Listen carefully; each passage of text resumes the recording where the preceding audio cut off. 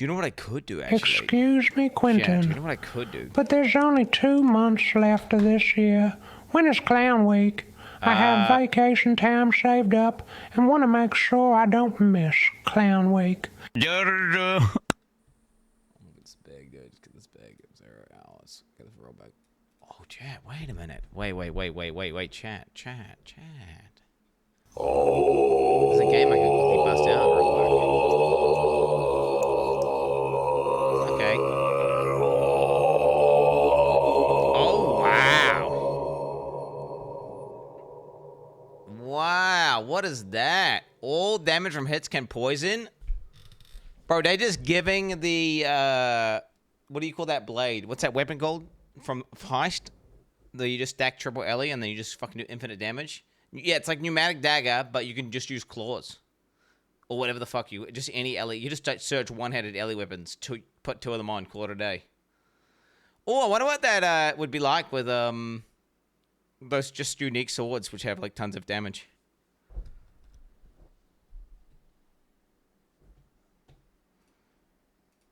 Wait, I want to read this. What is this guy saying? He's saying Twitch drops.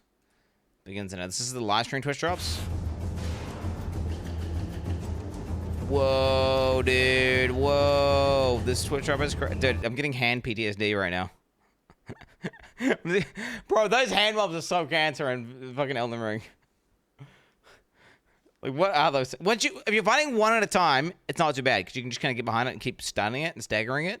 But when you're fighting 2 of them, it's just like Pinky Joe shooting you with a projectile. One guy's just slam. The other guy's slamming, and then they're desynced.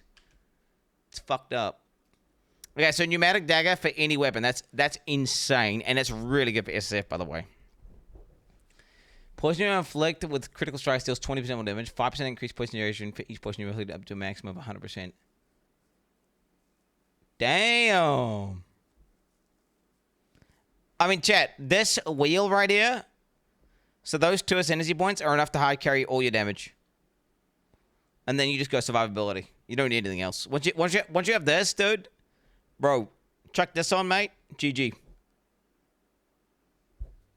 This is PoE1 announcements, chat. 40% of physical damage taken recruits life unaffected by damaging elements.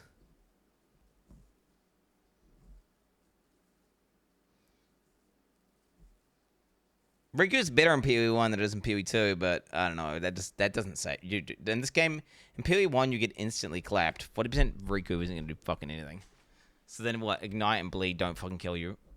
Okay. I don't know about that. Gain elusive on critical strike. Increase 100% elusive effect. You take no extra damage from critical strikes while elusive. That's just a really strong node. And if you use a Nightblade...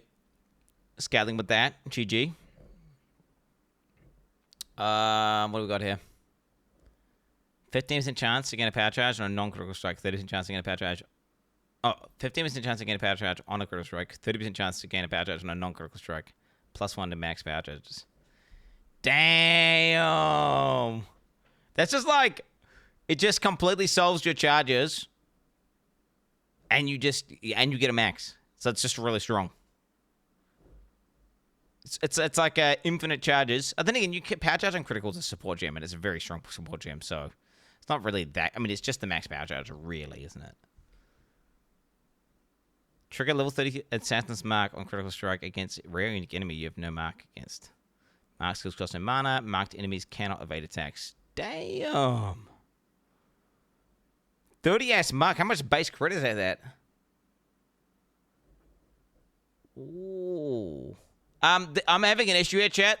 What do you think the issue is, though? Base spell, critical strike, chance of spells is equal to that of main hand weapon. Potent. What do you think my issue is right now, chat? It's no there's no tankiness, dude. 100% critical strike multiplier against enemies that are not on the life. 100% more critical strike enemies that are on the life. Critical strikes have killing strike. That's pretty dog shit, gonna be honest. I think 100% crit multi is massive. I mean, don't get me wrong. What are you fucking retarded? 100 multi is a lot. 100% more critical strike chance against enemies that are not on low life. 100% more critical strikes enemies that are on low life. I mean, do you know what? That is pretty nice. You could balance. So this is like 100% more crit. Or like for clearing, right? Because you just one-shot everything. So you basically could get 50% crit, take that node, and then you've got 100% crit, right? For clearing maps. And then when you get a boss low, well, then you have huge crits 50% of the time. I would take knife in the back. Although I wouldn't even go that, to be honest with you. Damage of your critical strikes can be reflected. 25% more damage when there is at least one rare enemy nearby. 30% less damage taken with a release. See, opportunistic is this. Suction. 2 rare unique enemies nearby. How many Uber bosses can you get 35% DR on?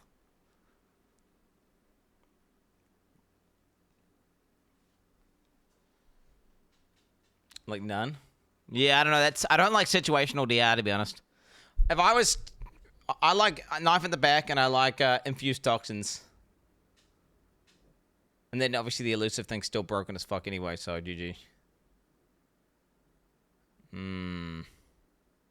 Pretty fucking nice, though. This still looks like... I mean, how would you solve survivability, right, for this character? There's nothing that's really there for, like, the build around that makes you really tanky. Yeah, just use your whole tree. True. I mean, legit. Like, 2 Humatic Daggers that roll well is infinite damage for a poison build. And this basically lets you... Every single weapon in the game is a Pneumatic Dagger. And, you know, that just opens up so much. And you know there's going to be some... I mean, dude, you've got, like, those broken unique weapons. You know there's going to be some Tank crazy notes in there. ascendancies are a crutch for bad players. Get good. No, not true, not true. Fake news, fake news.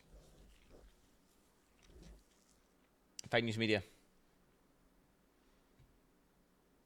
Fake, no. Poison slam to get low tolerance. Wait, can you do low tolerance stacking anymore, or is that a dead meme? Can you not do that? He's gonna play the same jug build? Dude, I hope, jug rework or jug buffs? I hope we get to see some bug buffs to some melee. Chat, I'm gonna be right back. I'm getting coffee. Get your Pokemon ready, it's about to go down. Oh, we got 19 minutes on this bitch. Brazil.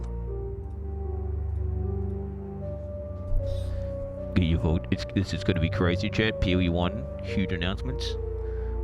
Wait, what am I even looking for in PoE1? I'm looking for them to make those new bosses they added into the game not dog shit. And actually good. And then, like, you know... What I want is, like, new in-game pinnacle content that I could strive towards. Because right now, like, that new shit they added into the game sucked. I'll be honest. Those new bosses just weren't it. Yeah, like, ideally, T17's just, like, completely reworked or deleted from the game. And I want in-game Give pinnacle me your content. Badonkadonk. Yeah. Matthew got a costume? You're not ready. Wait, Matthew did not do a cosplay for the announcement video, did he? He did not. Like Rainbow 3. He does not have a costume yet. Okay, I'll be right back. Get your boat, I'll be right back. Did you not like the bosses because they were too easy, or do you think they are mechanically bad?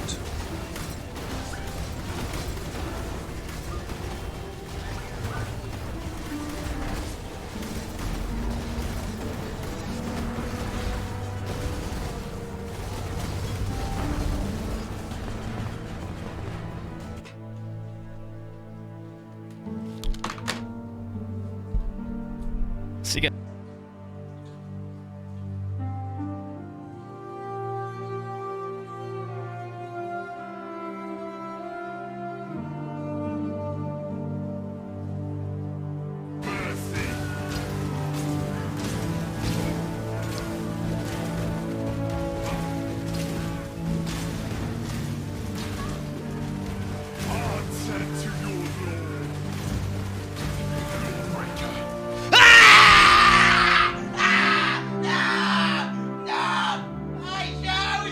have to go find me, bro! Ah!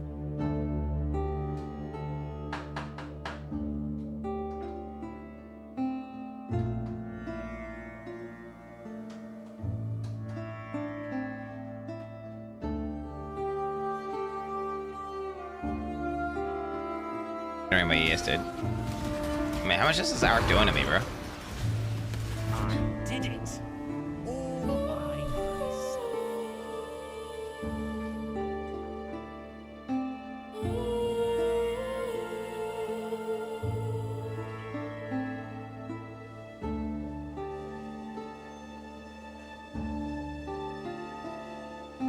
And then you go from 90% DR to 0% DR, right? So it's like having 90 max res and then having no res. That's the difference.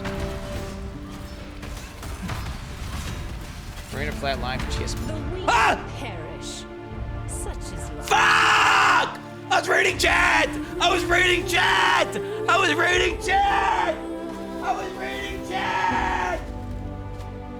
I was reading chat!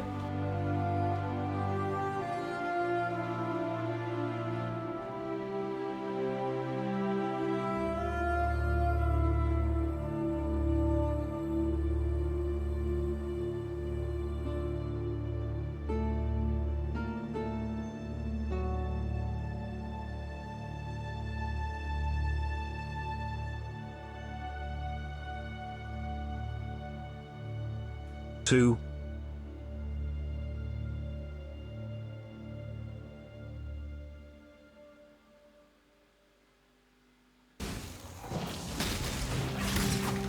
This is not right. Oh, fuck off. I gotta log out, I'm dead. I was distracted!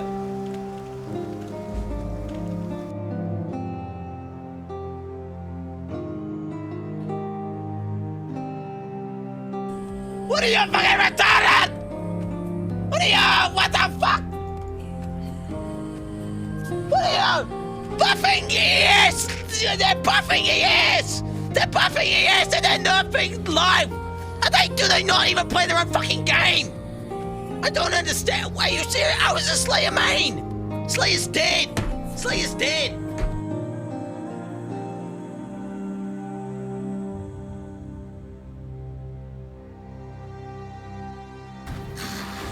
What the hell's happening, bro?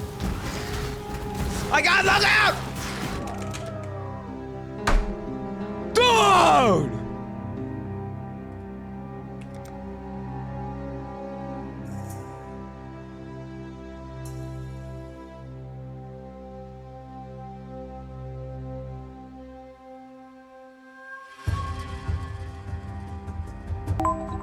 I don't know, chat. I don't think I'm logging in this league. I got Elden Ring to finish. Oh, this is gonna be the best league ever! Log in, boys!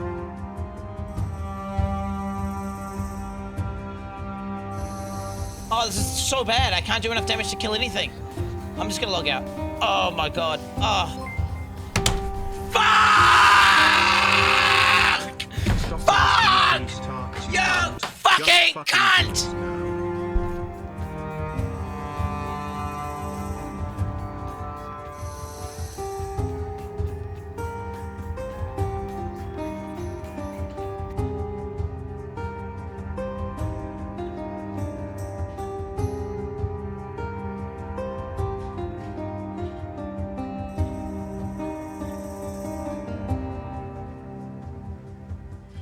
Clawn.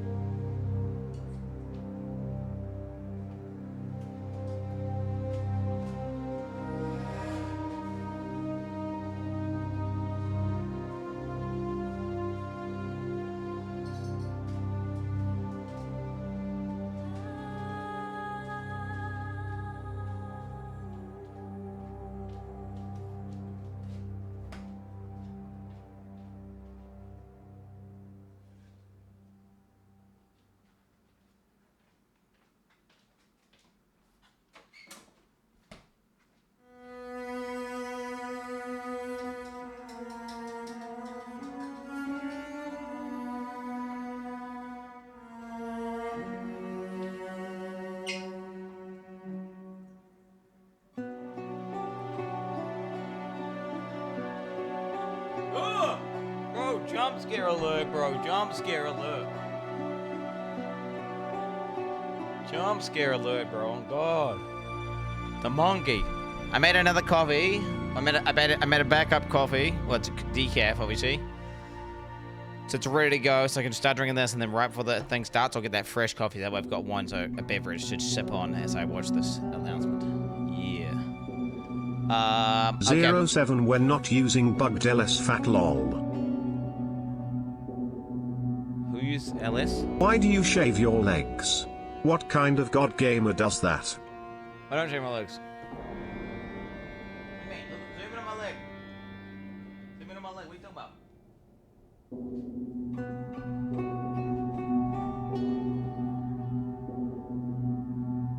I can do it. I got it. Hey Goopy, do you plan on playing Trade League again? I personally prefer when you play SSF. Being forced to do content instead of just buying the rewards is better than watching you sit in your hideout trading while stream for upgrades. Sure, bro. Chat, you're looking cute as heck today. Here's a wet one for you. Oh, look at these cars, bro. Look at these cars. I'm glad. But they're like turbo and Can someone please explain the two emote to me? What is the feline in the emote doing? Who are they? Two? Turbo and J, bro. Poe is back, baby, let's go. These are not hobbit legs, mate. Life Buff He's a Incorporated. big dick. This is my POV, by the way, when I'm streaming. It's you and me, dude. This is what you look at. Oh my god, chat. Did you say that, chat? Oh my god, chat. Oh my god. Oh, shut off. Pressing buttons over here, bro. Buttons. Mouse. Boom. Two. Chat! Yeah, okay, anyway. Just in case you wanted that.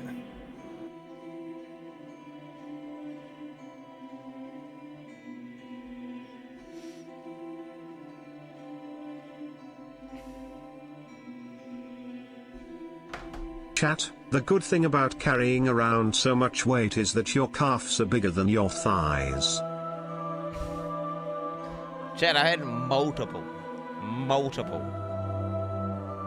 Like, I have lost count of people commenting on my calves at the gym.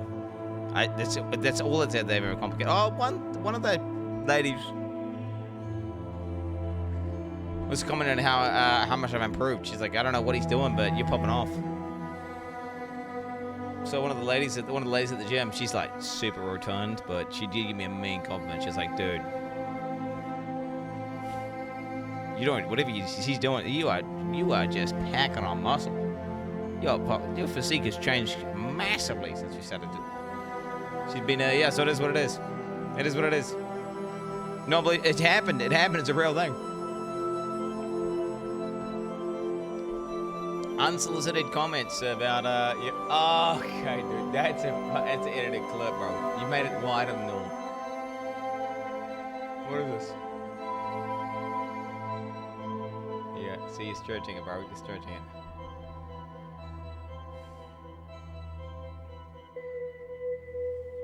How old am I? I'm 36 years of age.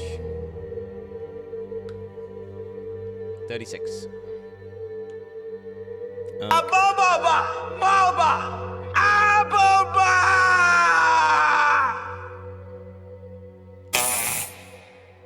Wait, I'm 36. No, I dinged. I'm 36.1 or something. I just dinged in September. Oh, let me turn off the... Yeah, turn off points. Let's turn the shit off. Okay. CP off. And then... well, weakness pause. I'm a 90s kid, yes. I was born in 1990. Wait, am I 35?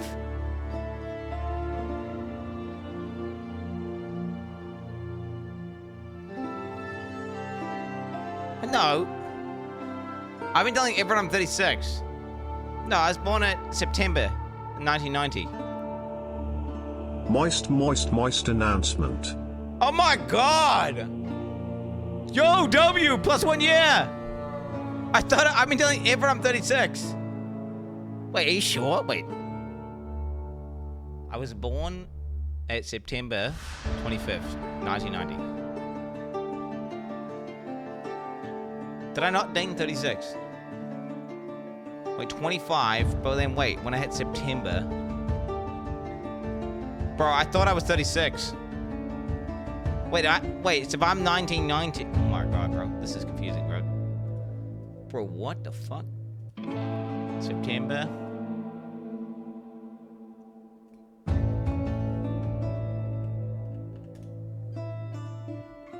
October. Oh my god! I'm only 35! Let's go! I thought I was 36.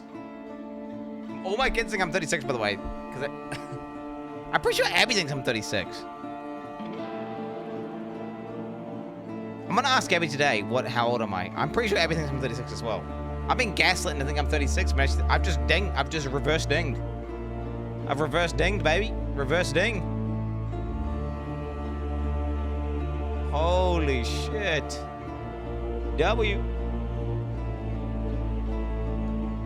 We had the same birthday. Well, statistically speaking, literally hundreds and hundreds of people in chat had the same birthday as me, so. W to all hey, shout out to my September 25th guys in chat. Let's go. Let's get it. Not how it works, bro. I watched a Veritassin video on it. You walk into a room with like 100 people, and there's like, it's like guaranteed there's some guy's same birthday as you. I've watched a Veritassin video on it, bro. Okay. It doesn't make. Don't question the mathematics. Don't question the mathematics, dude. One benefit of being a complete brain-dead retard is that you live in this whimsical reality where one day you can wake up and suddenly be 1 year younger. With a chance of 2 random people having the same birthday, not the same as yours. Can't you just go like, isn't it like this? Couldn't you just go like 12,000 or whatever, divide by 365, and then like you like 30 people have the same birthday as me? But probably lower than that, but like something like that, around that amount? Isn't it some shit like that? I mean, obviously no, but the thing is people breed at different times, right? The breeding chart probably looks like this, so there's peaks. To be honest, September is one of those peaks though, right? Don't heaps of people breed here? Like people breed at certain holidays. So like people have sex super hard at like Easter. Sup, clown. And then they have naturally babies align.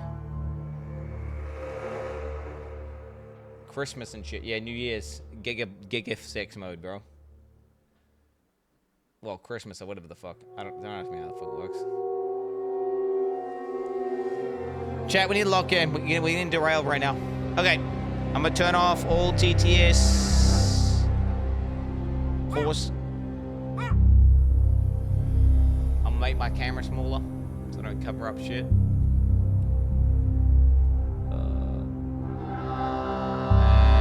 am I forgetting anything? We've turned off all channel points. Everything's paused. The volume looks good to me. Don't want the audio compressor on if you don't need it. I'll only do it if I need to do it. Got the right quality on, obviously. Oh my god, he's doing the 1440p thing in. GGG, why are you doing that, bro? It always looks shit every time I do this, it looks like pixelated, blocky mess.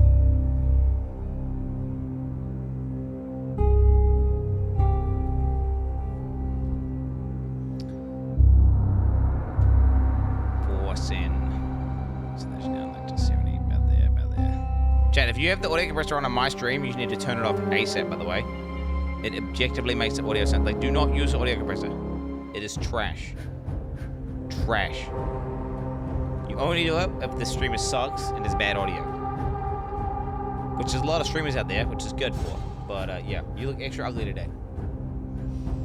Yo, appreciate that, bro. Appreciate that. Wait, I should go to my lens actually. Ah, bro, made it big again. That's a good spot, right? That's where I cover nothing. That haircut is sharp as fuck.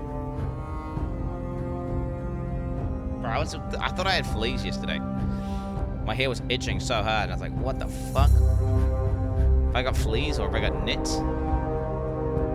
And then I saw like there was this, like dandruff shit coming out. I was like, what the fuck is going on? Have I got a disease? And then I realized that it was kind of red, and I was like, oh, I went out in the sun for way too long and I got sunburned. So I got sunburn on my head. Fucking sunburn, bro. I sunburnt my head, bro. It's very what do you want to call it? It's super short right now, so then the sun gets through. Yep. It's about to be summer, chat. It's not, like, Christmas is summer for us. It's like right in the middle of Christmas. Like, Christmas is like bang on summertime. Peak. I'm not balding! And if I was balding, that'd be fine. I'd be totally okay with that. Okay, fucking chat. We don't have an ozone layer over New Zealand. For whatever reason, some shit happened and we don't have an ozone layer over New Zealand. There is no, so we get sunburnt in like a millisecond here. Anyway, get your bog jams ready! Yes, there's a huge hole in the ozone layer over New Zealand. If you didn't know that, you can look it up later. It's cool though. If it's cool, like it's cool. Google it. But 10, 9, 8, 7, 6, 5, 4, 3, 2, 1. Hi, I'm Jonathan Rogers from Grinding Gear Games, and welcome to GGG Live. Today we're going to show you an exclusive reveal of Path of Exile Keepers of the Flame, which is coming out 1 week from now on October the 31st. Twitch drops are enabled on today's live stream, so you'll be able to claim your Hiveborn crawler pet by following the instructions below. Without further ado, let's roll the trailer for Path of Exile Keepers of the Flame. F5 for drops. I can see them. We, the Keepers of the Flame, serve the will of the Dreamer. His instructions whispered from beyond the wall of sleep. But now, the Hiveborn are here, on Rayclast, Breach 2. and they seek to poison our world. Breach 2.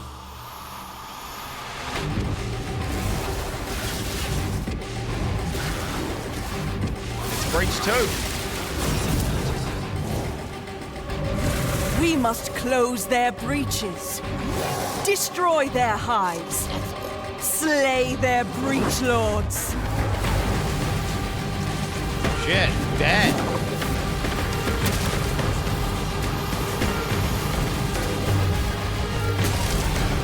What the hell was that, bro?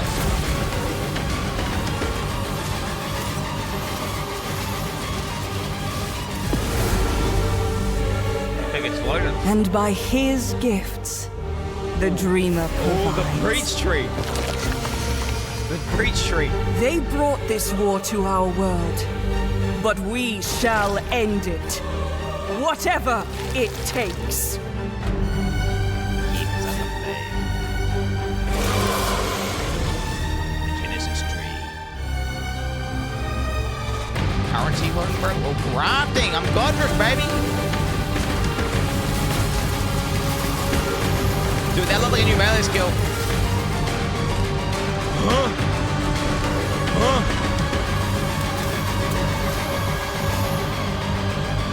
New trade system is in. Hey, W, I might have to go trade league, boys.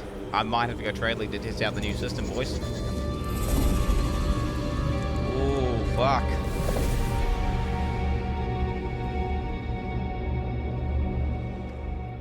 Zero to 10. Chat, shut the fuck up. Now, as you can see, this expansion is a true sequel to the Breach League, first introduced to the game in 2016. We felt like it was time to progress the story of Breach, bringing with it a slew of new updates to the base game. In today's stream, we'll take you on a deep dive into Path of Exile Keepers of the Flame, beginning with the League mechanic, covering all the fearsome challenges it presents, and the new twisted ways you'll be able to empower your character. After that, we'll dive into the newest ascendancy options possible with Bloodline classes. What the 10 ascendancies? Then we'll cover the much anticipated and synchronous trade system coming to Path of Exile 1.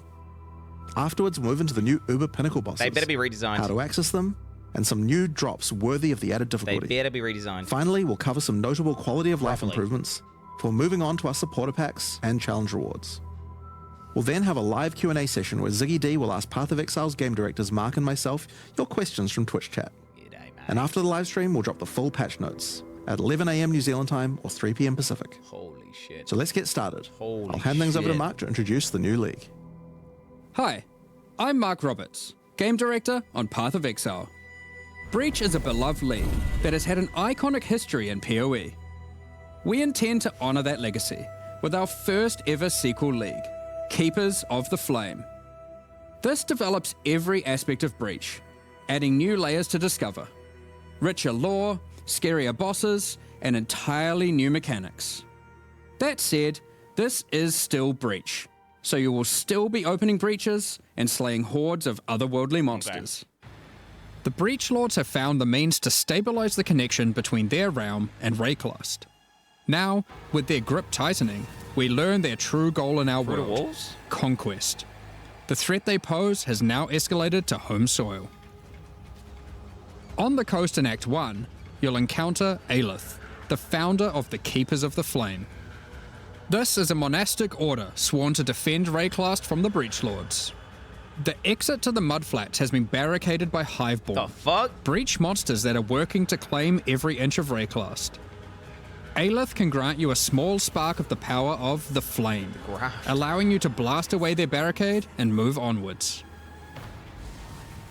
Once you enter the Mudflats, you'll find it infested with breach monsters. They appear to be constructing a kind of hive, creating strange shapes and structures that absolutely don't belong. Time to purge them with fire. Aelith needs you to protect her as she empowers the Flame to do so. Protection minigame. Hold off the assault long enough, and she'll be able to demolish the hive with cleansing flame. I hope the assault's good. In other areas, the gap between worlds is strained. Here, you'll find a more familiar encounter with a new twist. A massive breach hand sunders the space between dimensions, and touching it will open an unstable breach, causing monsters to flood in. If you can slaughter them quickly enough, you can stabilize the breach. This brazen action can draw the attention of Vroon, Marshal of Zesht, who will do everything it can to stop you. Defeating this boss will permanently seal the breach, severing another connection between the Breach Lord's world and Rayclast. Atlas passive from this, I guess. These stabilized breaches are similar to what a breach once was, but with upgraded monsters, a success condition to shoot for, UI tracking to keep the player informed of their progress through the encounter, and satisfying feedback when you do manage to complete the encounter. Loot drops in one spot. We've taken all the lessons we've learned since the release of Breach 9 years ago Torchlight. and improved upon it in every way we can. However, much of the joy of Breach came from its simplicity. While we want to modernize the mechanic, we don't want to undermine the core experience. You're still mostly just slaughtering hordes of enemies in a circle. Hey, good. Me like kill my circle. Finally, in endgame areas you might run into breach constructions that have been left unopposed for too long, and have grown into their full twisted glory. Breach hives. Towering flesh-crafted cities in the sky. These are the visions of the Breach Lords made real in Rayclast, teeming with breach monsters. You must raid and destroy these cities with the help of Aelith and her flame. That was kind of cool. In some of these hives, you may even encounter some of the Breach Lords themselves, who will not be happy you're intruding on their planned conquest. Now, let's talk loot. Of course, being an exile is hard work, and you're unlikely to help entirely out of the goodness of your heart. Fortunately, Aelith has power and rewards aplenty, born of the Breach Realm itself, to offer you for your assistance. Help her, and she'll bring you to the Monastery of the Keepers, the hallowed halls of her order. Here, you'll find the Genesis Tree, the growing heart of the Keeper's power. On interacting with it, you'll find that this tree has a tree. That's right. It couldn't be Path of Exile unless the tree also had a tree. More importantly, the Genesis Tree is an engine of unholy creation, and a profitable one. As you complete breach encounters and work more with Aelith, you'll be able to grow the Genesis Tree larger and larger, sprouting additional limbs. I like the balls. Each of these limbs, you'll notice, has their own inventories. These can be used for an unusual method of crafting new items. Oh, hell yeah. With this system, you'll be able to grow currency, uniques, equipment, Fuck yeah. and a new kind of otherworldly item, grafts. Ooh, fuck yeah. Fuck yeah. Grafts are breach hands grown directly from the Genesis tree, born of the same flesh and sinew as the invading monsters. These fuse directly to your body in a completely safe process. Don't worry about it. Bro, this is literally With Godric. grafts, you can harness the power of the breach. I'm gonna call my character Godric. Some provide passive benefits like this, or this, but they can also grant a wide selection of powerful skills. What is that? What are those? These graft skills can provide a flexible way to fill gaps in your build, offering everything from damage It's a lot of power. to potent defensive buffs and crowd control. For example, the Battering All graft will call massive arms to erupt from the earth, stunning all those they hit. For some additional pack clearing power, you could consider the Squalling Tool graft. When commanded, this graft will cast Dance in the White, creating a deadly ice tornado which aggressively seeks enemies and fires off bursts of ricocheting projectiles when you critically strike with skills. For some further utility and a useful buff, try out the Storming Ash graft. This can be commanded to call down a ring of bolts from the sky that will leave behind the new Radiant Ground. Radiant Ground grants a potent damage buff to allies standing within it and makes their hit damage lucky. What? If you're simply after raw damage, look no further than the Erupting Zoth graft, which causes massive eruptions of fire where you command, which then re-erupt when you Warcry. There are a total of 16 different graft types you can grow, each with their own skill. You can even unlock a second graft slot as you progress through Aelith's questline. Double graft. So feel free to mix and match The two Flesh graft. Zone horrors to your heart's content. No way this is going cool, right? Now, grafts aren't just here to make you stronger. They are also your means of feeding the Genesis tree, which needs constant supplies of graft blood to grow anything useful. You can do this by defeating breach monsters, which will leave behind blood that your graft will automatically collect. Oh, When Chris you Wilson, feed this but blood to feel the weight, tree, bro. What the your fuck's that? allocated passives will be put to work. This section of the Genesis tree can be used to grow new grafts for you, which the Genesis tree will then birth in a gruesome display. Basic passives on the tree might increase item rarity of birthed grafts, or the chance to birth additional grafts. What the fuck? These passives can target specific types of grafts, and this passive causes grafts to be birthed with a random amount of quality. Quality improves the amount of blood that can be stored by your grafts. This section of the Genesis tree births currency items. Basic passives can result in more or better currency. Allocate this passive to sometimes cause a shower of currency to burst forth from the flesh of the tree. Yo. Yeah, it's a bit gross, but working with the organic matter of a bunch of dead otherworldly creatures was never going to be a clean affair. Grafts themselves are born of a different world, so are unmodifiable by most currencies.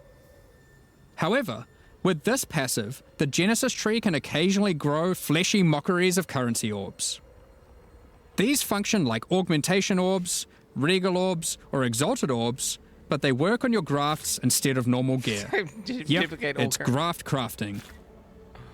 Allocating this passive can result in foul-born currencies. This foul-born exalted orb, for instance, behaves as a normal exalted orb, except it guarantees a higher tier modifier. By locking out a large portion of the lower rolls, a normal exalted orb would be able to hit. We got a PoE 2 orb. The largest section of the Genesis tree is used to grow rare equipment items. For these, you have a lot of agency to influence the type and modifiers on your grown item.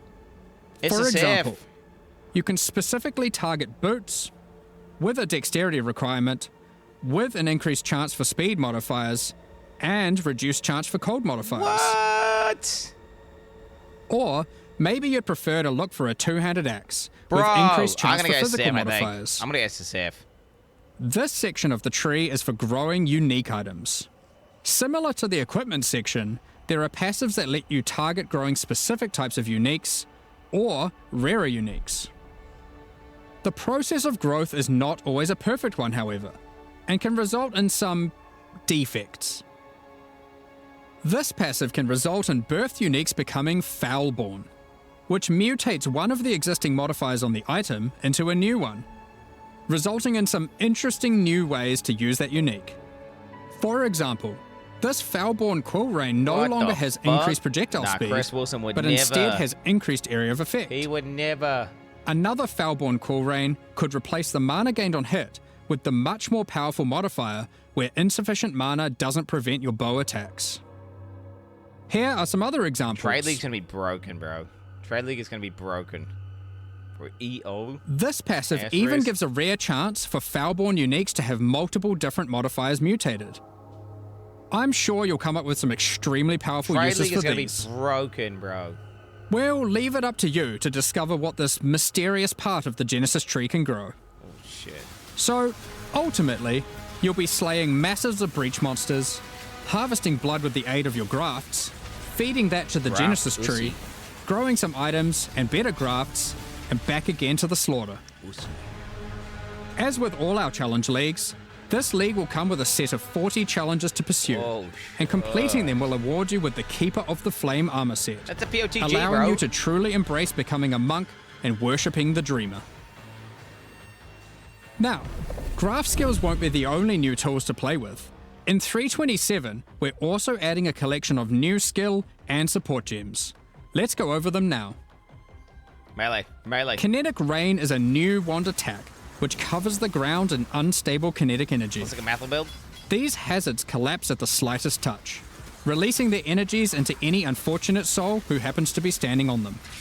With enough projectiles and area of effect, an enterprising exile could carpet the world in dangerous kinetic force. Wall of Force creates a barrier of kinetic power, causing allied projectiles to ricochet towards targets automatically. Drop one behind a boss and redirect the bolts of your armies. I'm sure you'll find ways to That break looks this so one. broken, bro. That looks so Conflagration broken. is a new bow attack, which rains down fiery bolts from above that stick into the ground and pulse as you approach. Once you get close enough, these bolts detonate, causing ravaging ignites. These bolts chain react, allowing you to Looks create like a ZZ Rain fields of build. incendiary destruction. CZ Rain build. You just put on a totem. Thunderstorm is a bow attack, which creates a whirling storm of wind and lightning where it This lands. looks like a cute dog build. While you're within the storm, it will rapidly grow, until it becomes violently thunderous with lightning-infused clouds. At this point, leaving the storm will cause it to detonate, dealing damage to everything within Ah, wait, and nah, releasing you a have to flurry of tornadoes in all directions. Attacking with kinetic fusillade will create hovering orbs of energy. These linger for a few moments above Dude, you it's like the Elden before Ring boss I just zipping off to fought. nearby targets, chaining between them, then detonating. Kind of bad though. Living Lightning support will bring to life living sparks of energy.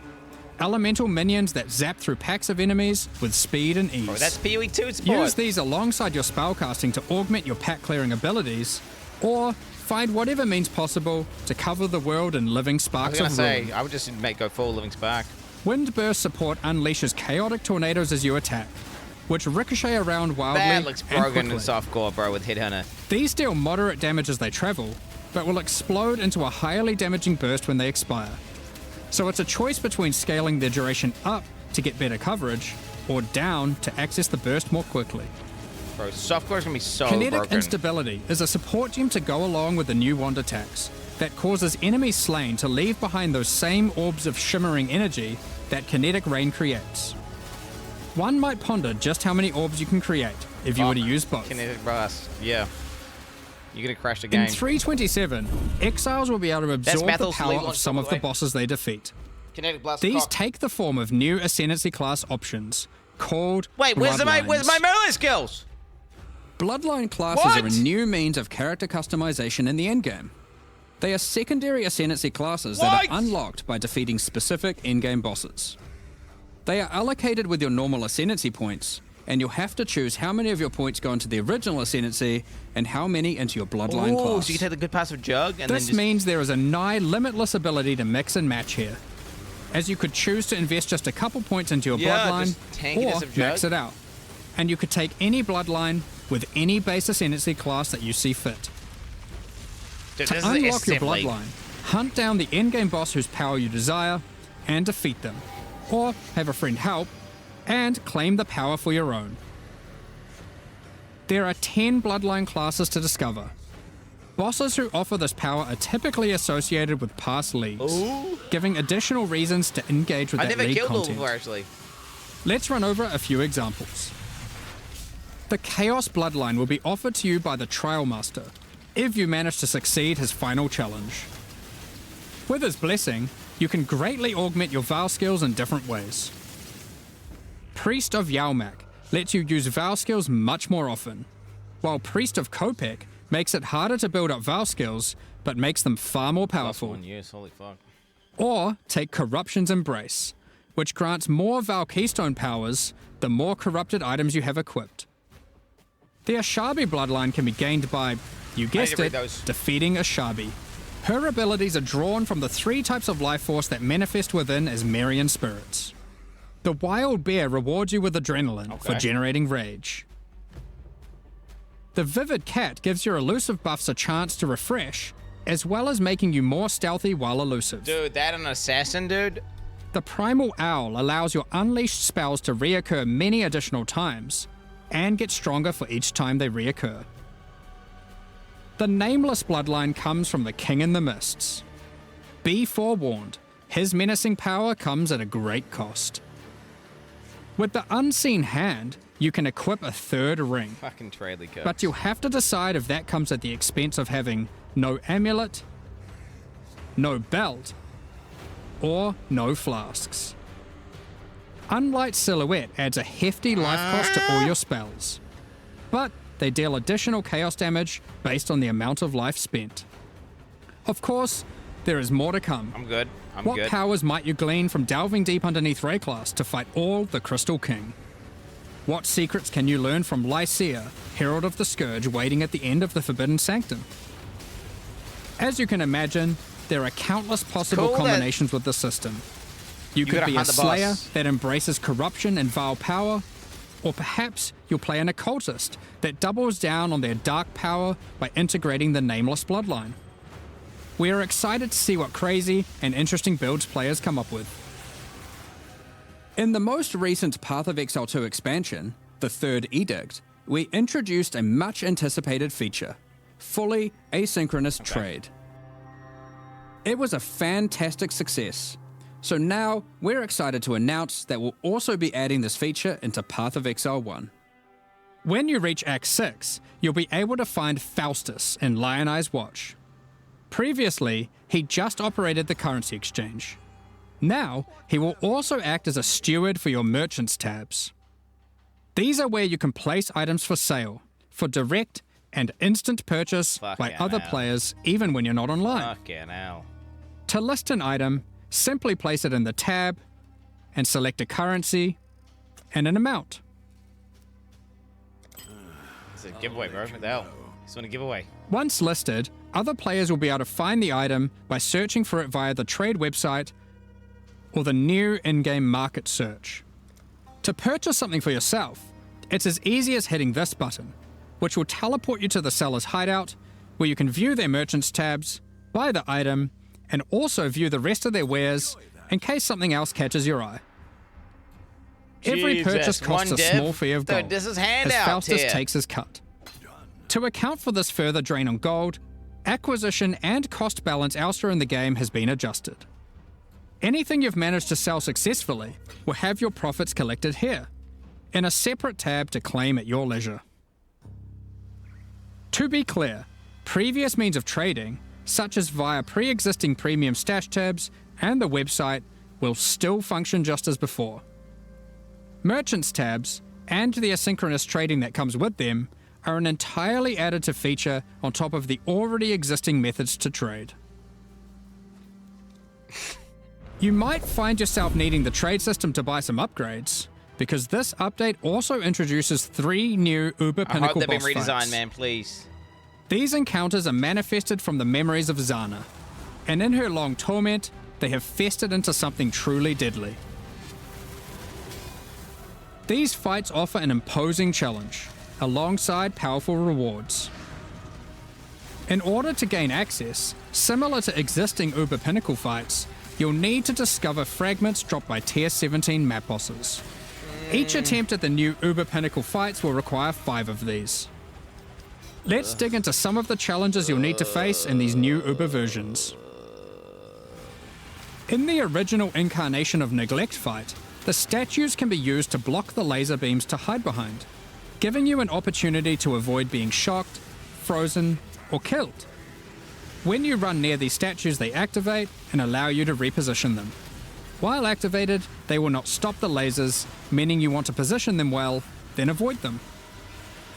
However, in the Uber version of this fight, instead of being a safe haven, the statues will refract the laser beams, causing a ruckus of energy to cover the arena.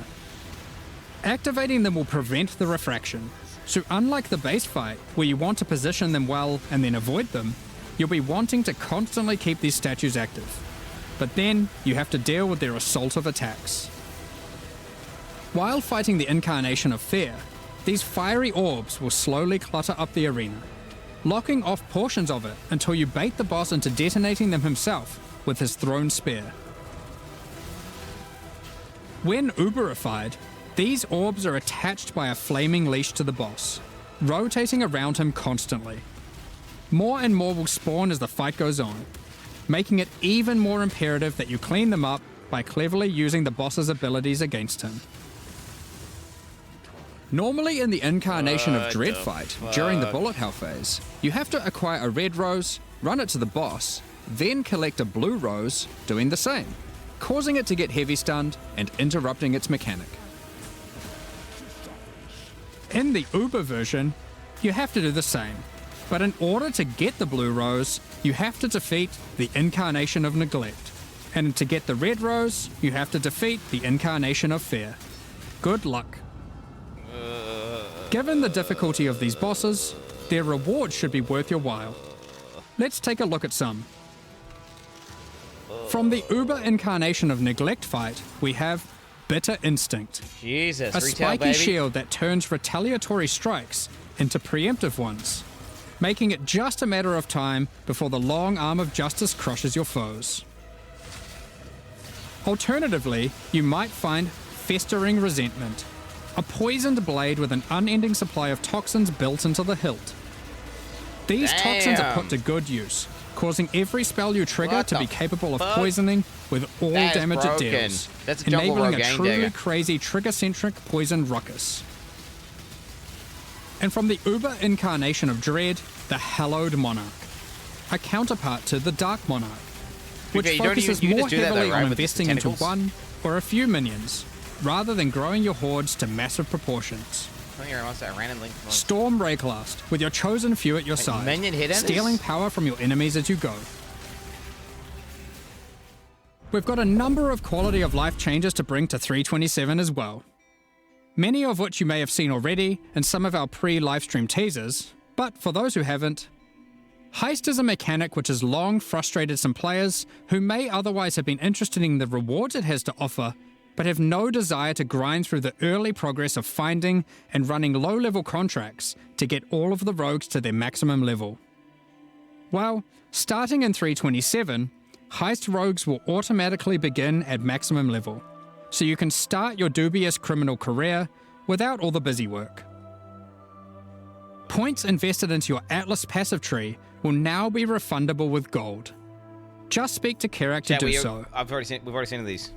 For players who love jumping between strategies, there's also an option to instantly refund your entire tree, which of course can now also be done with your regular passive tree as well. This could be SSF. Now you can make all your decisions with no regrets. Well, maybe some regrets. You no longer need to purchase bestiary orbs. You can now itemize beasts for free directly from your bestiary. From late Act 1, you can now mass identify your items at an NPC in every town, and from Helena in your hideout. This does not require Scrolls of Wisdom at all. Chris Wilson's pissed. While using an Alteration Orb, you can now hold Alt to swap to using an Augmentation Orb, if one is available. Opening a Blight Chest will now open all other Blight Chests near it.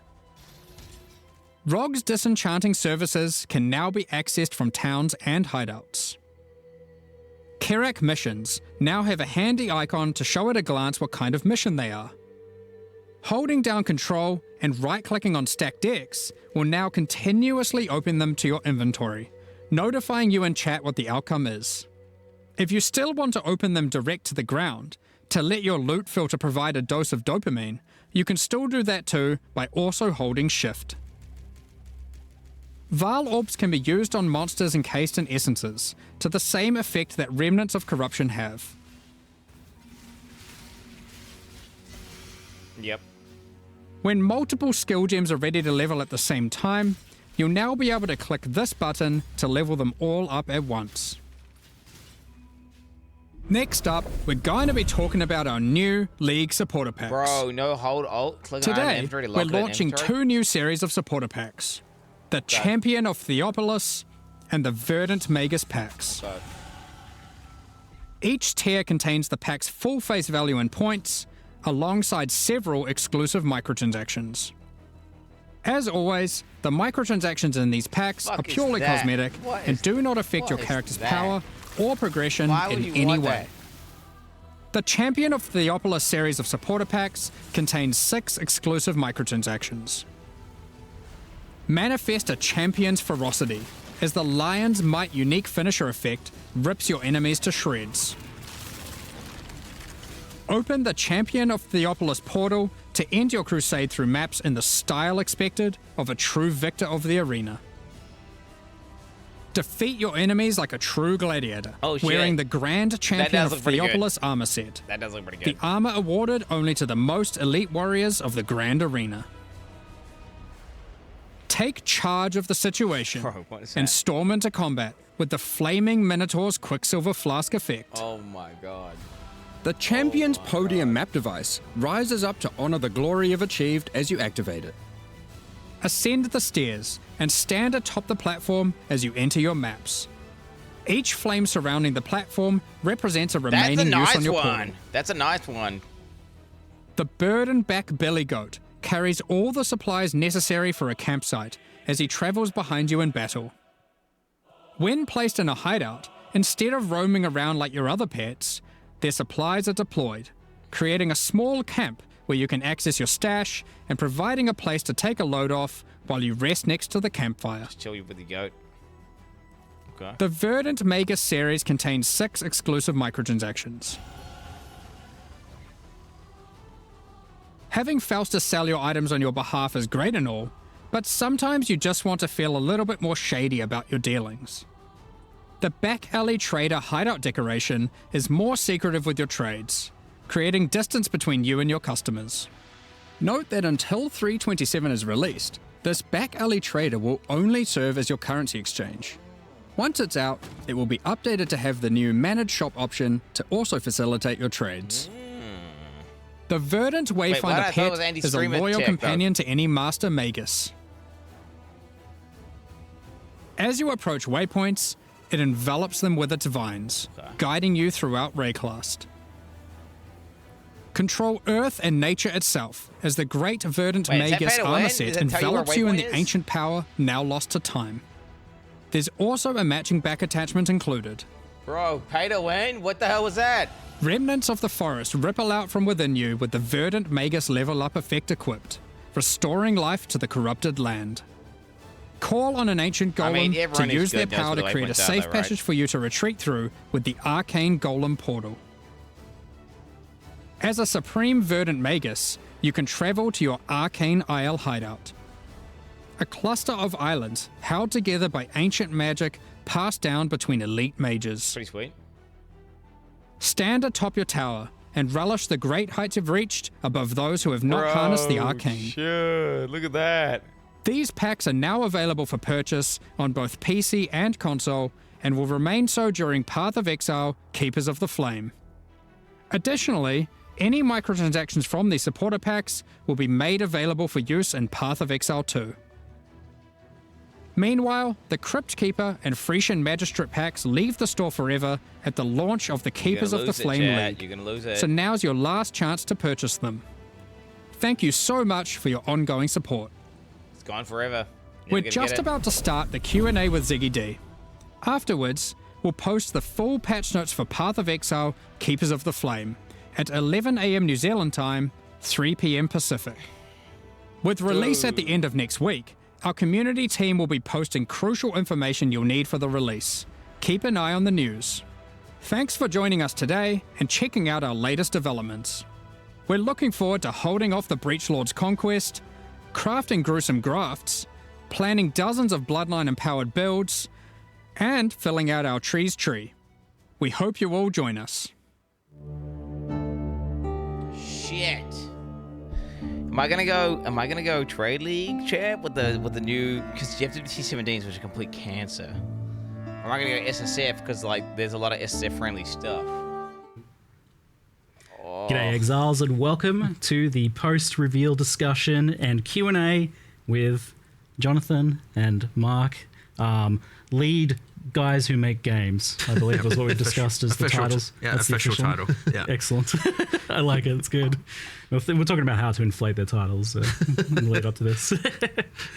327 Keepers of the Flame, the reveal we just had there was, I think, quite a banger, but I've been even more impressed with what I've been playing here in the office with some of that, so we'll get into that in a moment. But I'm curious, this is kind of like a special kind of reveal day for PoE 1 fans, as I think it marks a return to schedule for us. You announced this plan to do the 4-month cycle for the games, two twos, and it seems to be working. Yeah, I mean, it's certainly hard, I'll tell you that, right? Like, it can be pretty brutal on some of the stuff when it's like, every 2 months you got a deadline. But yeah, I mean, look, we have to do it, right? Like, I mean, that was always the intention, to get, the regular schedule. It's super important. So we have to make it happen. We have to make sure that is something that we can do going forward. But yeah, I would, like, I'm honestly, I'm so happy that we managed to, to get everything back. And I think it helps a lot. I think like things feel a lot less like crazy here this visit for me, like, and things seem a bit more of a finished state as well from what I've been looking at. So well, we're putting a lot more effort into sort of getting that production process down, making sure that everything's going well. Like, we're hiring producers at the moment, just by the way, in case anyone's out there is like looking for as a production job. It's something that we're really concentrating on, making sure that because when you've got a schedule like this, when it's this tight, you have to be really, really careful, because like I would say one of the hardest things that we didn't expect, trying to make sure that we get the schedule this short, is you start to become really vulnerable to just like random things, like this person gets sick or like something like that, and that's like suddenly it's like a real challenge. So that's been real hard to adapt to. But yeah, I mean, honestly, we have to do it. Because PoE 2's 030 kind of, we missed it by a week or two as well. Like, normally that's okay. Yeah, you slip a week or two, but now all of a sudden you got a bit 2 week more overlap with 327. And it certainly has less room for error. But again, that's why more production staff should help, and we are just going to get better at it.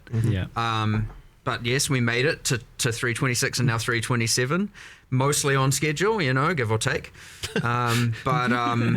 One was, you could argue one's an anomaly, 2 is a pattern, so hopefully it should continue as normal, but we'll get better at 100%, so we'll work out the kinks, but it was always going to be some growing pains to going to 6 releases a year across both Path of Exiles. So. Yeah, I remember thinking when you guys were doing 4 releases a year that was crazy, so 6 is pretty wild, but it seems to be happening, so fingers crossed it keeps happening.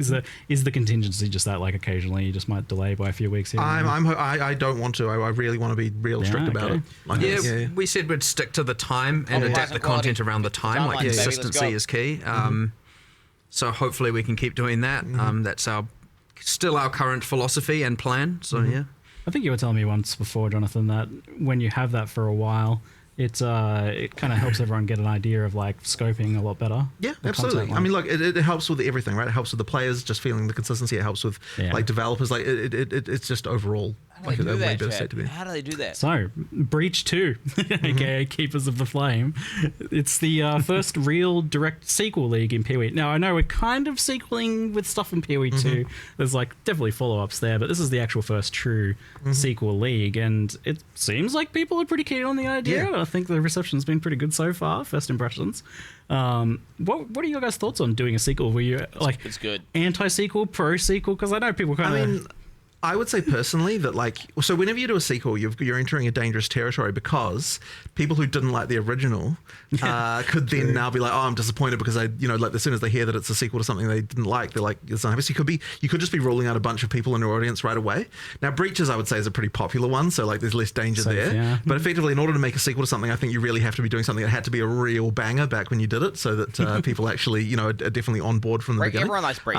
In general, I'd say we'd prefer to do stuff that's new, but I think this one was a good fit. It was a good example of something to do, and yeah, people are liking it. Well, one's bloated, bro. Yeah, I mean, as Jonathan said, yes, some leagues are more divisive than others. Some have more kind of X factor out there gameplay, with the whole Blight Tower defense, and some of them are more maps and a bit more crazy.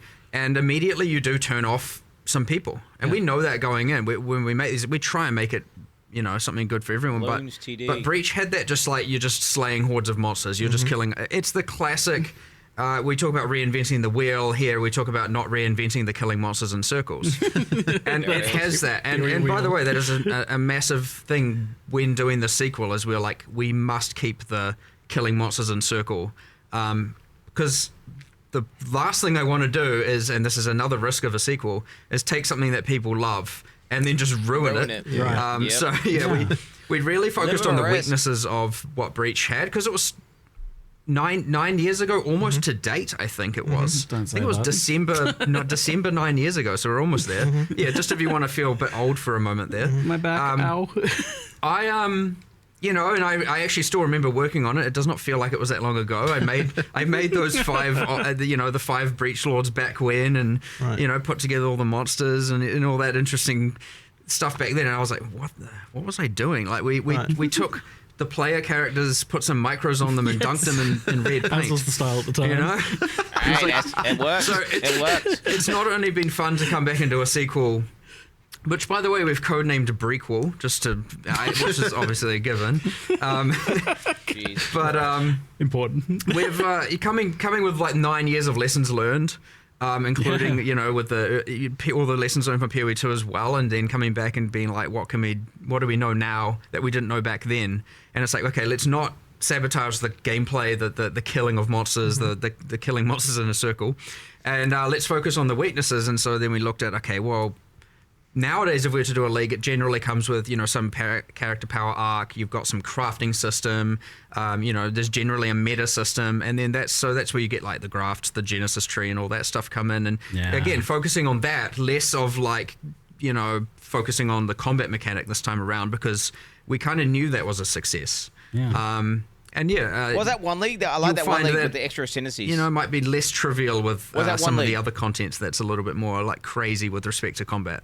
But we'll see. One league, definitely eager to dive into basically all of the things you mentioned there. That league was good. But out of interest, what's a league mechanic or a expansion that you either would or wouldn't want to sequel at some point? What would be a bad example? Is maybe interesting. Well, I think the one that you said there with the tower defense stuff, it's just that would be very divisive, right? Immediately, if we said doing a sequel, there'd be immediately a bunch of people would be like, yeah, I know. I think you'll get both into this. I think you'll get the most passionate people. Exactly. I would love that. You'll get the most people that hate it on the other side. Right. For sure. That being said, it isn't oh no, that means Blight's never getting improved. Right. There's differences between overhauling and improving a league, and there's and obviously doing a narrative sequel where you kind of step away from some of it, and so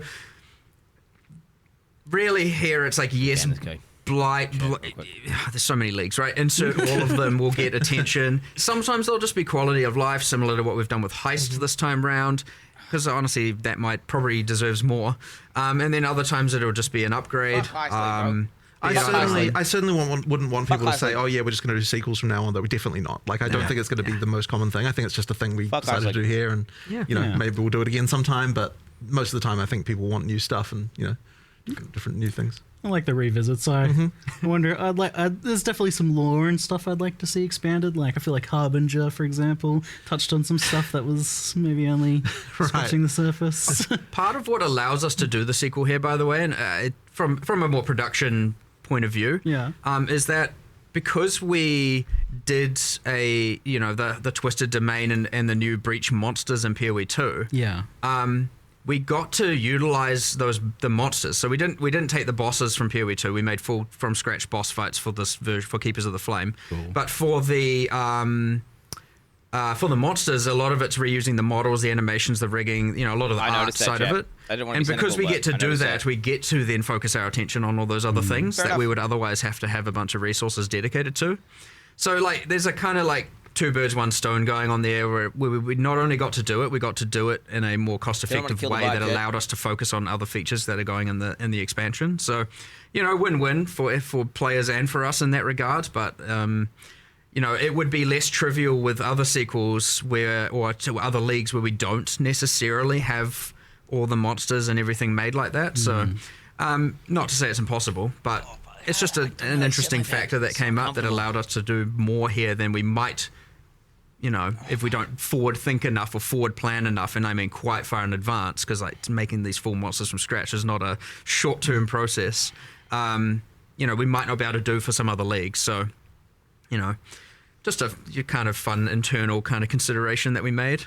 Well, like an interesting thing here as well with the fact that Breach is in PoE 2, and I don't normally get into lore, so lore warning, but I'll try and keep it as oversimplified as possible because I definitely have delved into the deep end of the lore of this stuff. But so to simplify it, PoE 1, Chayula, baddie, we fight them.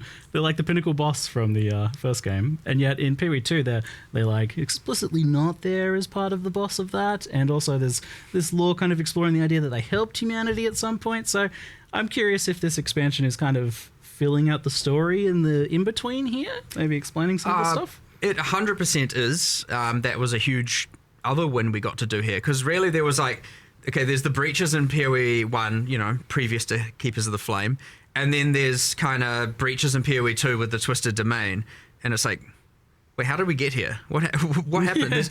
Okay, so there's 25 years. It's what's going on here? So we wanted to. Given again, because 9 years ago we weren't really putting that much into the narrative of leagues and into you'd find back then we're not far from Onslaught League back then, right? It was just 20% of some stats. So, and even when we had Anarchy, there was Exiles, but like there's named characters, but we didn't really have voice acting for anything. Like we've kind of stepped up our game in a lot of delivery of that. So now we get to come back and go, let's establish a bit more about Breach. Obviously, there's uniques and flavor texts historically, but yeah, we got to establish a little bit more, add some interesting stuff to it. Meanwhile, also, progressing the narrative towards what if people are playing PoE 2 see. Now, that being said, if you just play PoE 2, you don't need to know all of this. If you just play PoE 1, good on you. You now know it all. It's all entirely optional information to know, but you kind of have this. Worth noting, on the kind of Chiola arc, there's a bit of like, is he good, is he bad kind of thing going on. Oh, fuck me. Still to be determined, at least for the players. He's got a cult following, but that doesn't necessarily mean one way or the other, does it? He was a baddie here, you're an acolyte of Chiola over there. Yeah. What goes on in between? I was reading the flavor text of the acolyte of Chiola this morning, and I'm like, even that doesn't really kind of suggests that maybe it's not a good idea to be following them, but but there's power. But the monastery of the Keepers of the Flame is actually where the monk trained and from PoE 2 grew up and all of that stuff. So kind of little fun bits there. People playing both games will appreciate it. It's still great. It's going to be great in either game, and it allows us to develop. So because look, they're both set in Ray class, it's still a shared narrative, and it's nice to be able to evolve all of that. And it's honestly been fun, really. Honestly, doing all of that. It's cool to expand kind of like some of the story of the Ascendancies there as well. Like you're getting a bit more of a tie in there as well. But you said the monks trained there, though. I thought you were just telling me earlier that the monks trained here in the studio. So technically now, officially, the monk has been trained by one of our IT administrators here, since that was he was the person I'm not sure what the martial art is, but he's very well trained. I believe a black belt, and we used him for our mocap reference.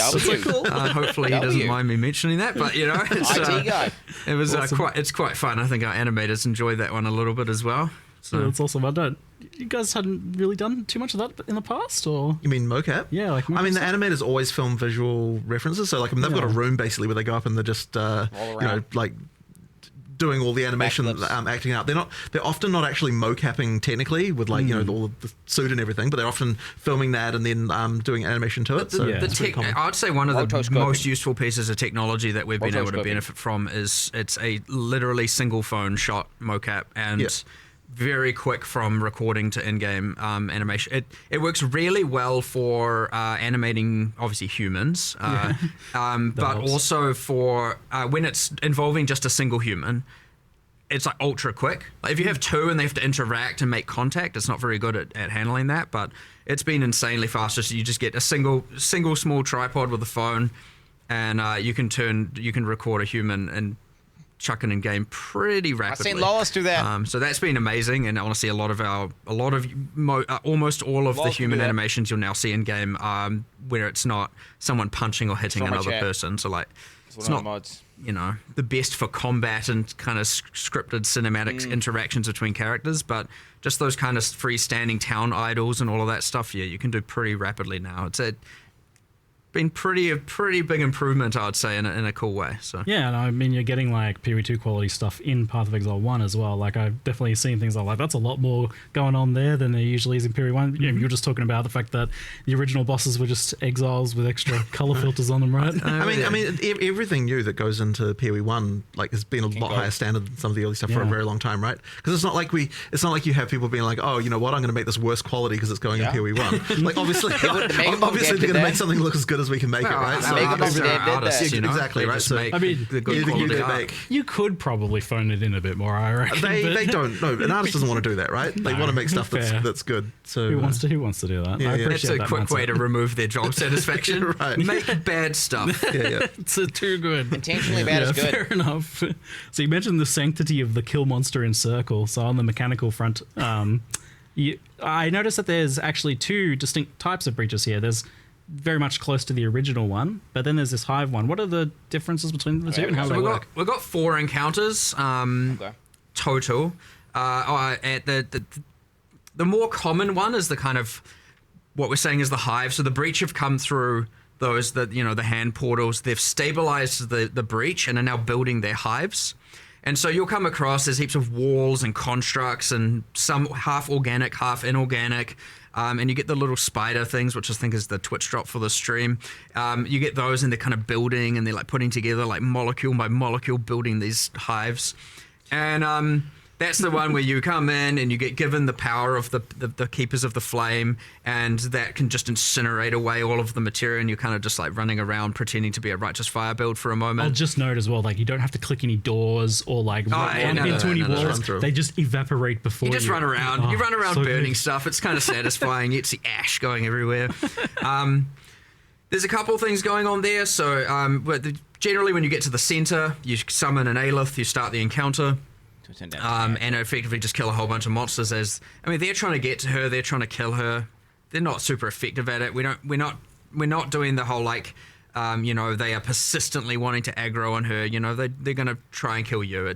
That's honestly more of an immersive flavor thing than it is like meant to be too interruptive of a mechanic or anything like that. Again, because I wanted to just keep killing monsters being the primary focus. But there is a thing where the more walls you burn, the more there's amongst all the walls you can get these like spawners, these like hive portals, where the monsters can then come through. So if you want to activate more, to have more monsters, have more difficulty and get more reward, you want to burn as many of those hive spawners as possible, and then they will turn into portals once the fight begins. If you just want to run to the center, start the fight, do the fight and leave, go for it.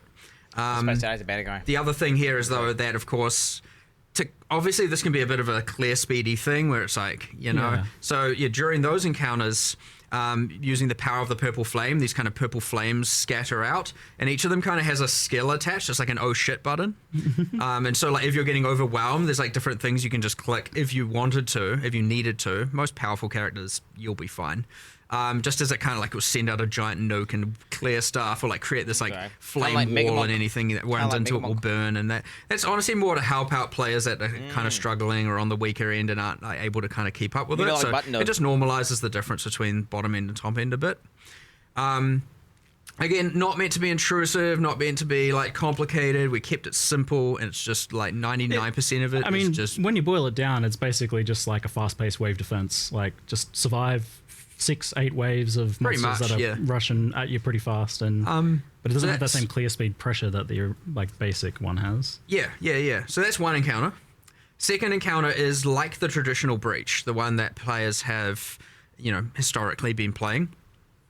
You activate a thing, the breach expands out. So these are breaches that haven't been stabilized yet. Yeah. So they haven't come through to build their hive. So you activate it, it starts expanding, you kill all the monsters, it's revealing, and then once you've killed enough, and if you can kill enough, like it can be kind of hard early game, but like towards end game, that's your goal. You'll notice a progress bar filling up, and once the breach gets to the end, that means that it will become stable.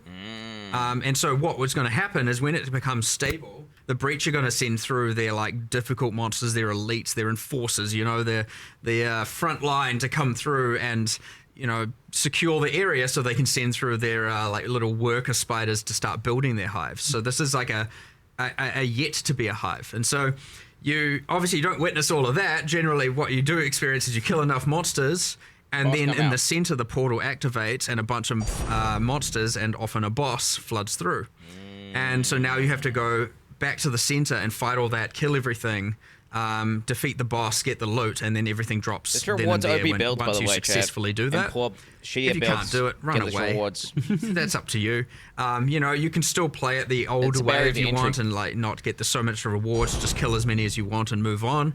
But generally speaking, you'll want to go back to the middle. You want to kill the either waves of hordes of monsters coming through the portal or the boss that spawns. That like locks open then once you reach that stabilization point. Yeah, it locks open the time. Yeah, so that's another good thing. Yeah, so the existing breach. I mean, obviously, it's pretty outdated and even imbalanced, and often people were killing the breach lords, the wild ones, in like a matter of seconds. But I wanted to make sure that boss fight didn't have a time condition. So once it stabilizes, that's it. You just once you kill them, it closes. You have infinite time to kill that boss and fight those monsters. I like You're that. not just like, oh my god, I got to do it. So like it is a more substantial, and generally because you've cleared everything in that circle now, it's like it almost like you created your own arena. You've got like a nice clear area where you can fight that boss and focus on killing that boss.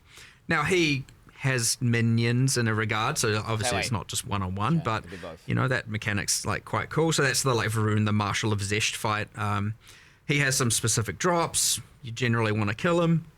And then, so that's encounter number 2. And then, encounter number 3. I know who's going on a bit of a thing here, but these next to a bit quicker. Encounter number 3 is the kind of sky fortresses you saw. It's very similar to the first fight. It's kind of like, oh, we didn't stop this hive. Some of these hives have been getting built for weeks or whatever, and now they're like, full giant mega structures. So you climb the beanstalk, as I called it, the breach beanstalk. Nice. You get up to the sky fortress, and honestly it's kind of just like a map of breach monsters. There's no timer. Clearing through. No timer at this point. You can just clear the area and leave, taking your rewards with you. But in the center is like the hive encounter, the very first one, like a wave-based encounter. It's just a lot more epic, and you have to, the same exact thing, except Aelith's like, it's going to take a lot more explosive power to destroy the rest of this hive and seal this portal, so you might want to get out of here. So generally speaking, once you've killed all the waves, you then have to get out of the area before Aelith burns the entire thing to the ground. Cool. Normally you can survive that, not in this case. You might want to get out of there. Once you do, you get all the loot. Sweet. You're not going to get that encounter too frequently, but, it can be a little bit of fun, a little bit more action-packed when you're trying to escape. And then the fourth encounter is pretty similar to that, except it's just an area with your pinnacle boss, your in-game boss fight at the end. Ooh, and you basically didn't show those in the trailer, because I did note that people were like wondering why you showed kind of so much of the Uber bosses for the regular content, but you didn't really show any of these guys. We generally avoid showing bosses for sure, especially new ones. You get a silhouette of it, a single emerge shot, and for sure, like for the Ubers, we're like, well, they've got like 10. 15 skills each. Let's show one mechanic we've changed of each, Oh, shit. Maybe not the best option. Like, I know people like their full mystery, so maybe lesson learned in the future might just show nothing. But we only did show one of all of their skills that have changed, just so people get a general grasp of how they're changing. Yeah. But I probably, given the feedback, I'm probably just not going to show those again. So, fair enough. We'll let it be a mystery. But yeah. So this skill tree, you actually did it. You made a skill tree. Well done. The tree. But this tree is quite fascinating because it's not just a like a meta progression system for the league or something. Like there is that, it is progressing, but it is a crafting system. It's a tree that is a crafting system. And from messing around with that, like it feels kind of brilliant. Like this is a really good idea. How did that come about? It was kind of a mixture from Chris Octavian and Diablo 4. I can't remember me and him and kind of Andrew, we all kind of just came up with ideas. But I think the original tree that spawns items or grows items and then hatches items came from Octavian, and the grafts, mind you, as well. He's got a nice creative brain on that one. Down. Comes up with some cool ideas. I like that D4 kind of did the tree out there style of design, which is good. They made the same joke exactly, and 1-to-1. So eventually we took that kind of idea. I was the one who brought Breach to the table and was like, oh, we can unify these. And that came from a interesting thing where in the Twisted Domain in PoE 2, you get these, you have these trees made of hands that the environment artists made. And I really love them. And I'm like, normally, because you're on a timer in that area and you're going hard, you're fighting monsters, you don't really get to appreciate a lot of the art assets in there. Zoom. And I was like, wow. Damn, I want to use those trees, but have them, because I think they're petrified in that version. So it's like, what does that look like when it's a bit more alive, a bit more organic, a bit more gross? We kind of came up with this tree, and tree that hatches items, and it has this fruit, and then we were like, nah, like I don't want just a tree that has fruit. It needs to be gross and dark and horror. It's like this is a gothic world, and so we obviously went a little bit more crazy with the theming on it all. But I like it, right? It is dark. It's like a little. You've got this alien-esque demon species, right? Like squeezing the items out, with a bunch of plus. Yeah, it kind of came like that, and then it's like, wow, it needs a meta progression. The good thing about the tree having a passive tree is we get to reuse all the same code that our passive trees use.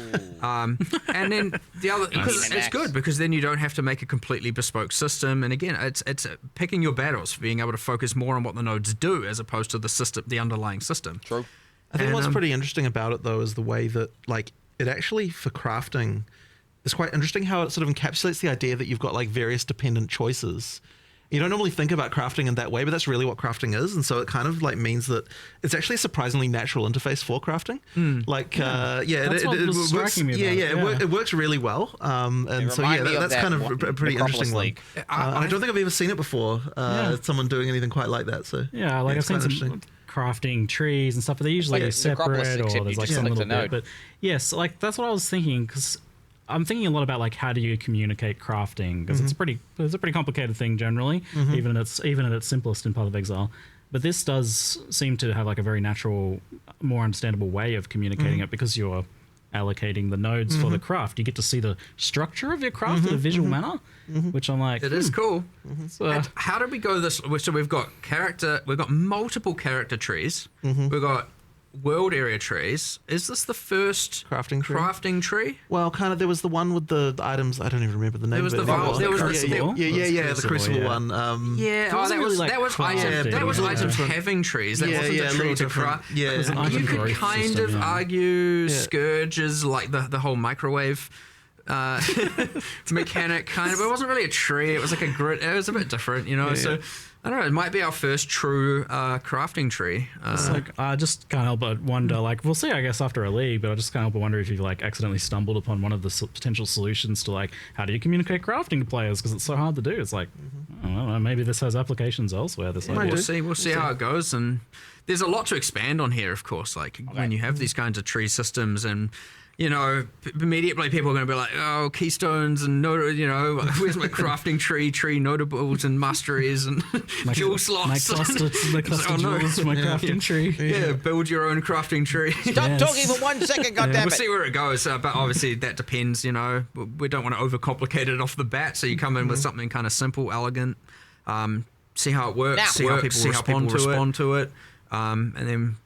If things go core, because we always like to decide based on how the players respond, we can evaluate how we want it to be, if we want to change it, if we want to leave it as is, if we want to, so we'll do all that. But yeah, it's cool. I like I like a lot of the ideas coming here with that, with that and the grafts and stuff like that. There's some pretty crazy cool things.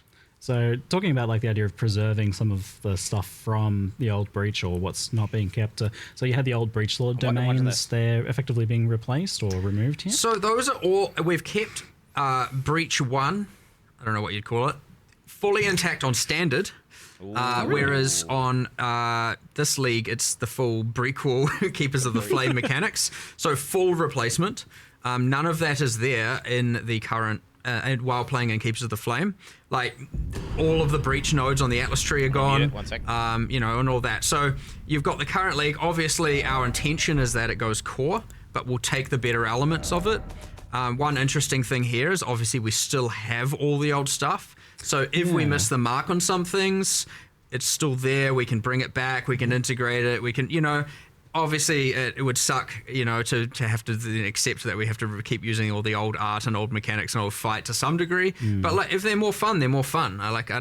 We're not necessarily here in the business of taking away things that people loved. So obviously I'm pretty confident in what we've got is going to be amazing. And as you said, first impressions pretty positive. So, but worst comes to worst, if we have to take the best of both worlds and merge them, then that's still what we're going to do.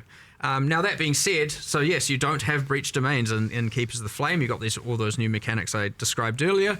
But that isn't to say there isn't a future where we have a prequel to the prequel, and we have or an update. Not necessarily another sequel, but you bring back some of those things that were good about it. So immediately I can see people coming to mind, but what about the uniques or the rewards? We have kept all of that. All of that can be spawned from the tree. Cool. You can grow pretty much all of it. You can I won't reveal exactly how to do that. You can figure that out. Nice. But you can generally get all of the historic rewards from Breach from the new mechanic as well. We've tried to keep all of that. Does this mean Breach rings finally get a revamp after sitting there with their silly thing? That they got their improvement in PoE 2, so we had already accepted that having a double effect while in Breach, especially given that's only useful some small percentage of the time generally, not good enough. So yes, the Breach rings have been reworked. I believe the implicits are all max res of the corresponding element types. I can't remember what Fizz one is. Whatever, we'll deal with that. But I believe it also restricts or constrains the mods you can roll in it. So it's like Zoff rings, fire mods, etc., etc. Cool. Sounds rather interesting. The unique crafting as well looked pretty wild. Like, I was pretty excited to see that. I expected it to be like it would remove a modifier and then just replace it with like a random rare modifier or something. But it seems like they're actually handmade modifiers, like there's bespoke modifiers, and even multiple, like those 2 Quill Rain ones. Is this just like a long list of them? And surely you can't do 1,000 uniques worth of those. I actually don't know what number they got to, but effectively it was just like, we'll just go until we run out of time. But yeah, like there's just a whole bunch of uniques. It is here's the list of mods that it can lose. Here's the list of mods it can be replaced with on a per unique basis. Yes. Right. Again, not all the uniques. I almost assure you it won't be the majority. And obviously you're not going to be getting pinnacle boss uniques from here and stuff like that. Those are restricted to things that have specific drop locations But yeah, that being said, it is a list.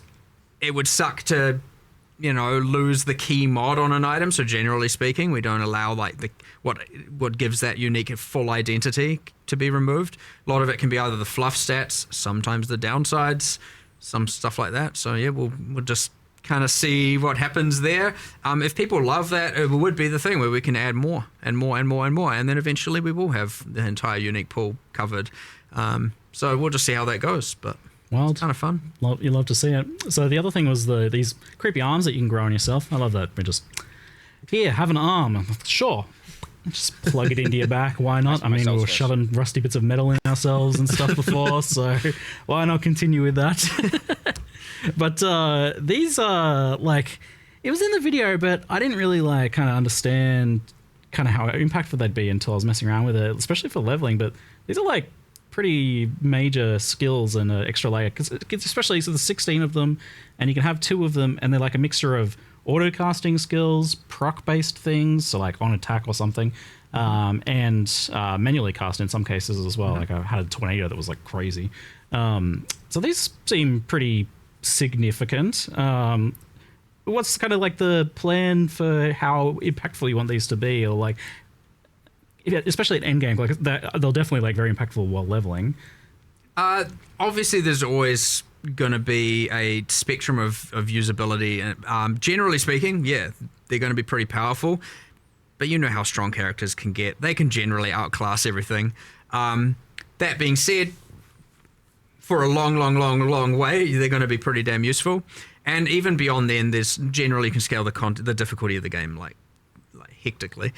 You'll notice like something I think you observed as well. The numbers on the skills are like out of control. Yes, that is because they don't scale with your stats. Yeah. Obviously, debuffs on the enemy, anything you debuff on them does. But yeah, they don't scale with your increases. The reason for that is that I wouldn't want it to be that if you're a spellcaster, you have to use one that's doing a spell, you know, because you generally focus on increases. And I didn't want it to be that, now in order to benefit from grafts, you have to really only invest in global damage increases and stuff like that. It would restrict the character builds too much. So we made them not scale with your character stats. Obviously, again, as said, if you reduce the resistances of the enemy, then the enemy takes more damage, that kind of stuff. But yeah, there's a kind of a lot of them that vary from utility through to just like pure offensive power. They all also just come with stats. So, and yeah, as you said, if you didn't want to, like, there's ones where you use skills and you can use that tactically. You can merge that with some of your abilities, or if you just want to, you know, effectively let it autocast. There are versions for that as well. If you just can't be bothered, that's also fine.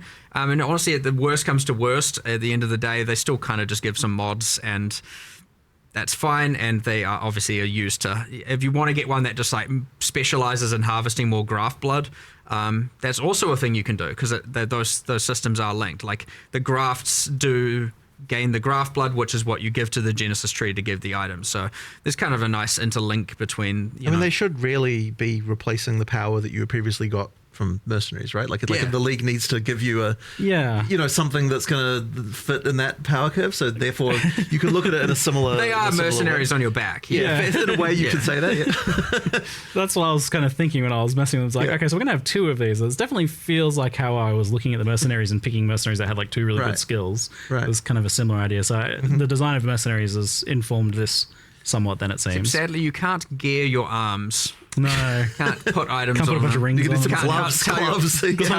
Tell your arm to hold a sword. You know. That would have been kind of fun, though. That would be pretty cool.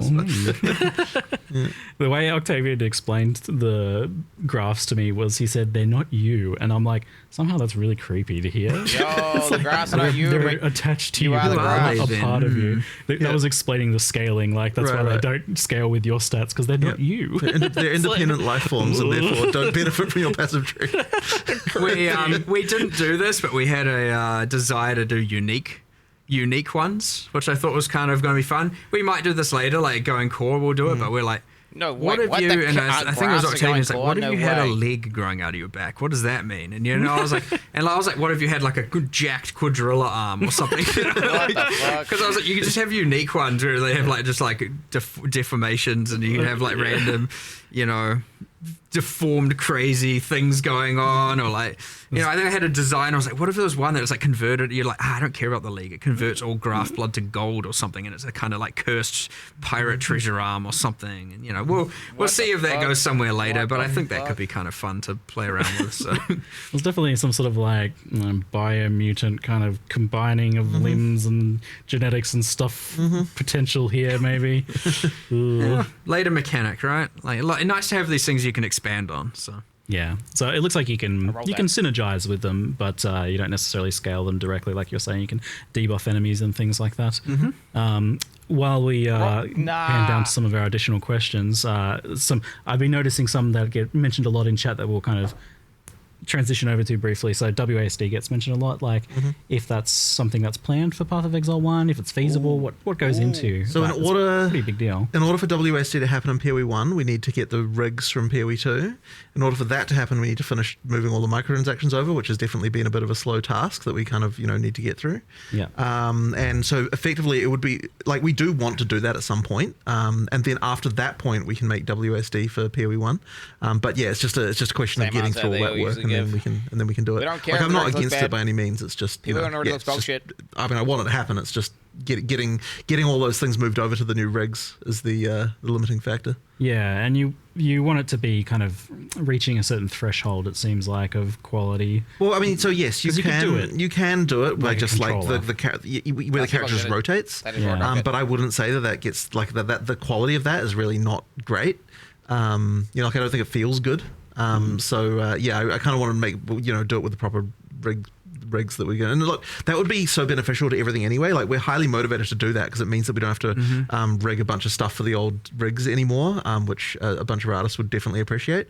We will get that done, and then it's going to take a while. Like it could be quite a while. The biggest benefit from the rigs is just that we're going to then be able to actually do a lot more new skills. Animation. In PoE1 as well that actually use new animations, and it's not going to be an absolute nightmare to try and make. So that's going to be epic when we actually get to that point and can just be like, okay, floodgates open, let's go and make a whole bunch of new skills that are using new animations. Because you'll notice, even though we have a bunch of new skills in this patch, it's all using the existing animations and different means of delivering it. So generally speaking, we have kind of your spell projectile, spell AoE, spell buff. They're kind of separated into all these categories. Yep. And so when you generally do a buff, you just use the buff one, and AoE use AoE one. But as a result, we don't have just cool bespoke things where I don't know, do a flip while doing crazy stuff like that. We're not going to be able to really get that in PoE1 just because the cost is insane to animating that. You've got to do that on 7 different characters, 7 different rigs. With all the different weapon sets. Yeah, with every single weapon set. And because generally PoE1 doesn't have as much restrictions on the weapons to skill association, you'd be like, it's not great. It's really not great, and it would be like the cost of doing that would mean we'd have to do so much less other stuff. I mean, just a random tangent on why the rigs would be beneficial as well. Like immediately, I'm just like, oh my god, please, I want to do new skills that are But we will do it. We will do it eventually. It's just important all this stuff. Yeah, well, it's an interesting insight that you even plan to kind of bring this PoE2 rigging system over to PoE1 for animations and things like that, because that indicates that the future of Path of Exile 1 is not very static visually. Like obviously we're seeing new stuff getting ported back, but potentially a lot of stuff getting remade and updated, PoE1 is anticipated to change a lot in that regard over time. Well, I mean, it just like for no other reason that it makes our lives easier, we need to do it. But yes, it will have the side effect of making the game look better too, which I guess is good. So another thing I saw mentioned in chat quite often was asking for Trial of the Ancestors and what's the plans or status of that. What? Who the fuck was I mean, that? we want to do it. That ultimately is just a resource thing again. It's one of those ones that it can't be one-to-one. It was too gameable, too solvable. Got to a point where I was like, this is the strat you do. We need to fix a bunch of stuff with it. It's not out of the question. It's honestly just whenever we assess the scope, it comes up all the time. And it's like, oh, we could do this, all this. What do we? Fuck. And it's always going to come at a cost to something, and it just has been so far. At least 326, 327 that we've wanted to make sure that we had other priorities, I guess it's safe to say. So TBD, who knows?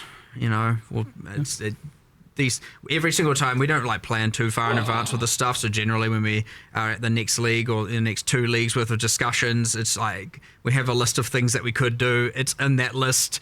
I'm sure it'll come up at some point.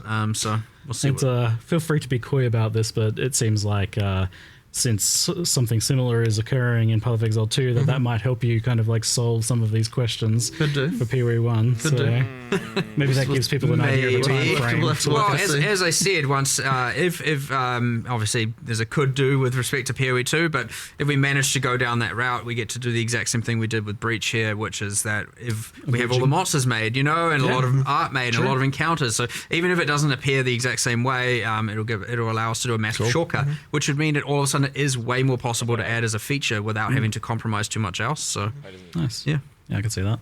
All right, let's talk endgame, and I'm sure you're anticipating a discussion on Tier 17 modifiers, modifier design, their addition to memory strand maps, risk scarabs, and map modifier effect. So I list all these things out because they all come together to form a bit of a tangled mess of late end game, and I'm just curious, like, before we even get into like what people are asking or what people are saying about it, I'm curious what your guys' thoughts are on this topic, I guess, of tier 17 modifiers and their impact on late end game. I mean, the main thing I'd say there, like just as an overall view on it, is that like T17s, there's this tension between, like, it is not a good place to be when there's a tension between what players are enjoying and what the thing we want to try and do is. Like, that's like a problem that needs to be resolved. So effectively, it's like, what T17s are supposed to do in theory is something that we want, which is to say, like, you know, that like you get something that you don't necessarily like want to have to play against, and like, you know, like you have to actually, and you have to deal with it or come up with a way to get around that. But in practice, players don't want to do that, so there's something clearly wrong here. So something does need to change, but it's a little bit tricky to come up with something that we want to, like, that both sort of satisfies our desires for, like, you know, like interesting challenges that are different each time that you play them. That like all the, you know, there's like new and interesting things you encounter, but get also something that players actually like. So there's a problem for sure. So what is your desires for tier 17 maps? Like, what do you want? Well, as I said, I don't think it's necessarily the desire for T17s as such. It's more the desire that you have, like, you know, like interesting combinations of mods happen, and they're like, oh, this is a new challenge I have to rise to, you know, and like, how am I going to deal with this, and that kind of stuff. And like, that's something that, like, in practice, players aren't like really liking. So as I said, there's a problem here for sure. It's just a question of how we kind of 100%. They're not in the right spot. Yeah, I am of the like, we need to go back to the drawing board a little bit here, because like we, and to be fair, we are like trying to band-aid it, but we can only do that for so long. We kind of just need to reinvent something here a little bit. Like, they were intended to be the penultimate bosses that allow you to do the Ubers. But they're also now, you know, also this non-sustainable map, and where you have to, obviously a lot of people feel they have to trade for it, and then in the other cases you've got a bunch of modifiers people hate. You've got this like thing where, because of the mods, you end up devolving down to the in-game strat becomes, as you said, stacking map mod effect and modifiers via risk. And it's like, it's not fun. It's not ideal. We tried to narrow the gap with T16.5s. That kind of worked. And then you get some other weird problems where, like, because those can be 8-prop corrupted and tier 17s can't. There's some weird issues there as well. And honestly, it's like, it is a kind of mess. And we intend to keep band-aiding it until we can drawing board, but I would expect you'd probably see a pretty... I think it needs a full redesign. Yes. It needs a full redesign to try and see if we can come up with a way to both achieve what we're hoping to achieve, but also make the players not dislike it, right? So is this maybe like separating out what you're trying to do with the tier 17 modifiers and what you're trying to do with this penultimate like boss thing that is like the lead up to the Ubers? That is a split at the very least. Okay. I don't think that we've worked out exactly how this can work, though. Like, I don't think that like the best, most rewarding content in the game should also be the tickets to the Ubers. And in that even that's like broad and sounds weird when you first say it, but like, it's so hard because it's kind of, you know what I mean, where it's something's wrong. There's a fundamental tension with, you want the hardest content in the game to be the most rewarding. But like, the moment you do that, there's all sorts of incentives that come into play that mean that people don't like it when, like, there's a map now that you can't run because the mods are not good for you and that kind of stuff. And like, so then there's also, like, you know, it's a problem. It's a little bit of a mess of problems. It's a problem. Any individual part of this I look at, I'm like, well, this is actually okay in some circumstances. Like, it's okay for there to be some modifiers, maybe like, I'm sure, I think you guys feel the same, where it's like, it's okay for there to be some modifiers that are like better for other builds. But in the moment that it's like, it feels like a huge economic penalty to that. So the you're immediately like, you're immediately kind of. But you get the thing right now where you stack the risk scarabs, and then it's like, okay, only Trickster and Juggernaut can play it as a way of it's perceived, and there it is. You know, it's, again, we are changing a lot of these variables, by the way. We're not just leaving it for 327. Like, we are changing risk scarab, we are changing some stuff around map mod effect, we are changing. Good, nice. You know, there are bits and pieces changing. I'm not going to stop band-aiding just because we have a grand plan for the future. Well, we have an absence of a grand plan, a desire to have a grand plan for the future. But we will. I would be very surprised. I know I shouldn't be promising content in the follow expansions because variables always change, but I'll be very surprised if we don't do a more drastic shift in 328 to solve this problem, because it's now long enough that it's not worth it. So obviously, hopefully the changes we are making improve things in a pretty meaningful way, shake up the meta a little bit.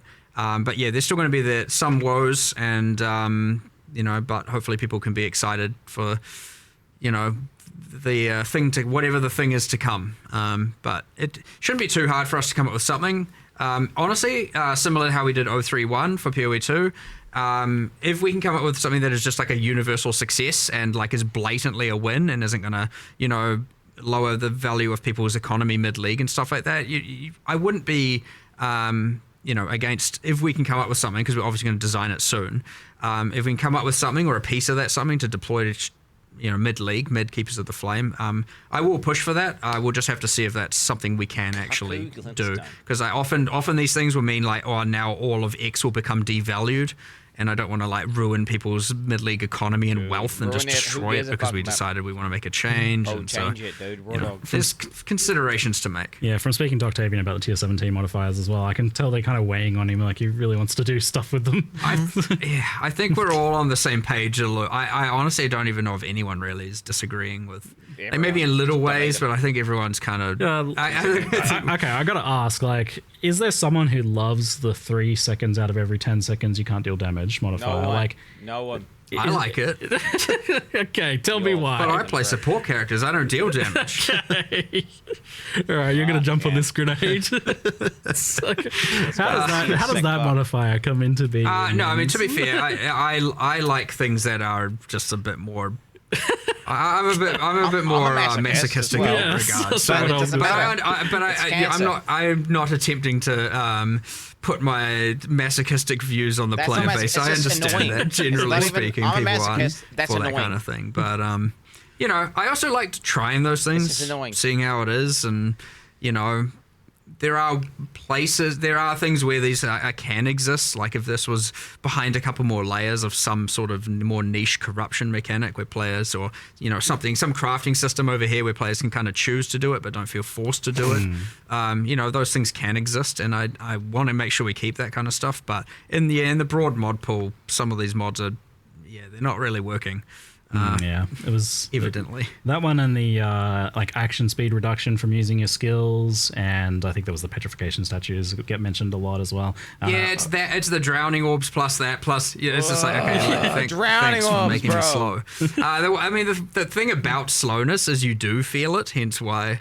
Whereas like often you can just be like, I'm just gonna ignore that. That's a nothing mod. Physically painful sometimes. So you know, but it's a bit overboard right now. Yeah, it's like I see the problem here. Like I'm so torn on this because I want these sorts of. I get the idea of these modifiers being like things that you can feel, like that they have a bit of an impact, and they're not just like. Well, I don't want everything to just be another multiplier making the monster get closer to one-shotting you. You know what I mean? Mechanics to happen. Yeah, you want something, but there are some that are okay, and there are some that are not, and we just haven't.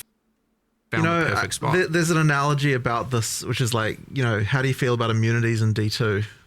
It's another sort of similar situation, right? Where it's like it forces you to change something about what you're doing, and a lot of people just really hate that. Yeah, and it's kind of like a similar sort of situation, I think. Yeah, I'm the same. Like I like the idea, but I don't like the execution of that at all. Yeah. Right.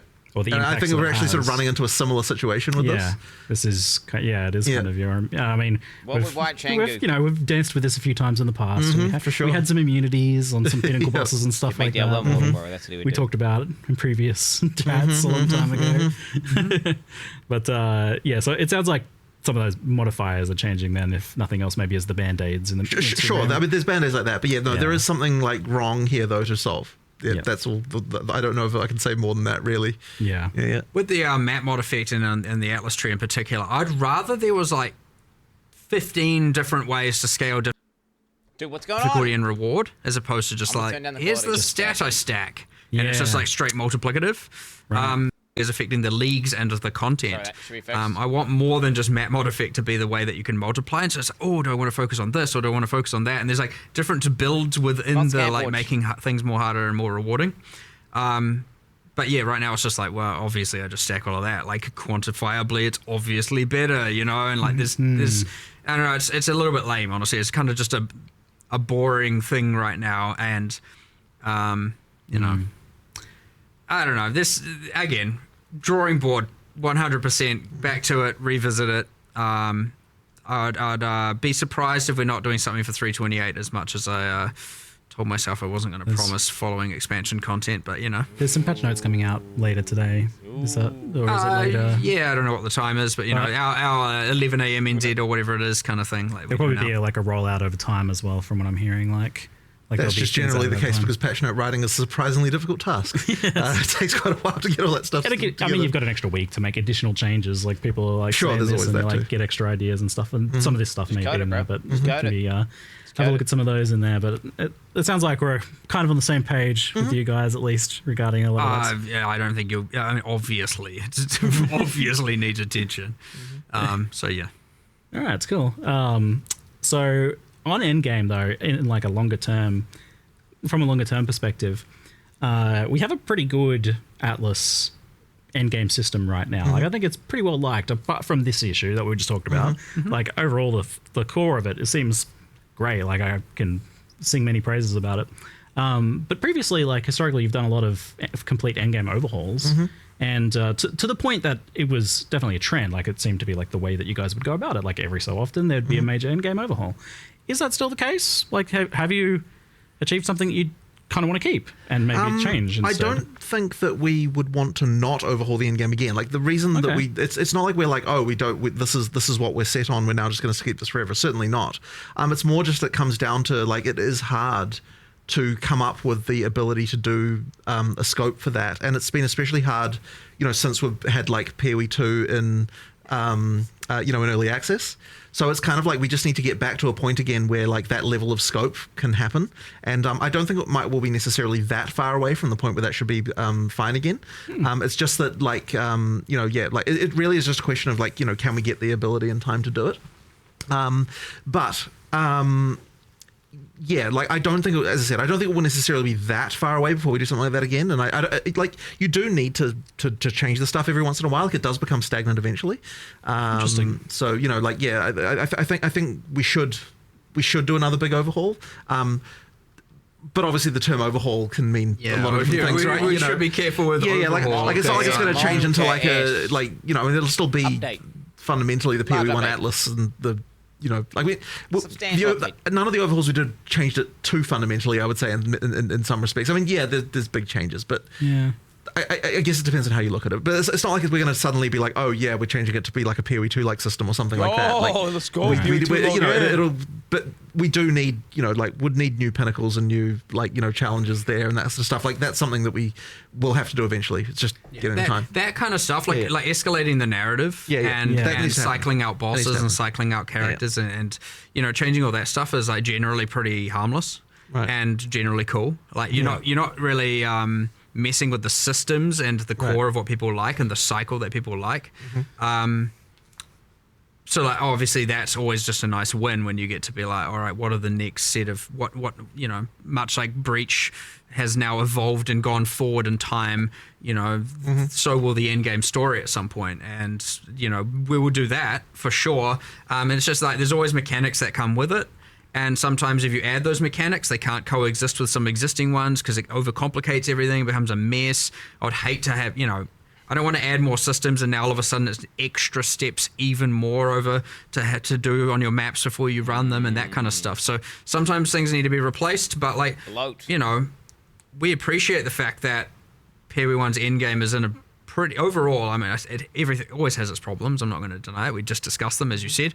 But it's in a pretty damn good spot, and there's so much good about it, and I don't want to ruin that. So we'll be very careful with that stuff. But honestly, generally, we'd like what you might find is that we use this T17 thing as a motivation to go, what is the redesign? Okay, let's use that as the like crux of what we design around and fix the problem both narratively and like game design wise by removing these problems from the game, creating something new in its stead. And I think what I'm most curious about is like if let's say you went into a meeting today to try and come up with a new end game for PoE 1, like an overhaul for it, would it still have an Atlas passive tree like it has now?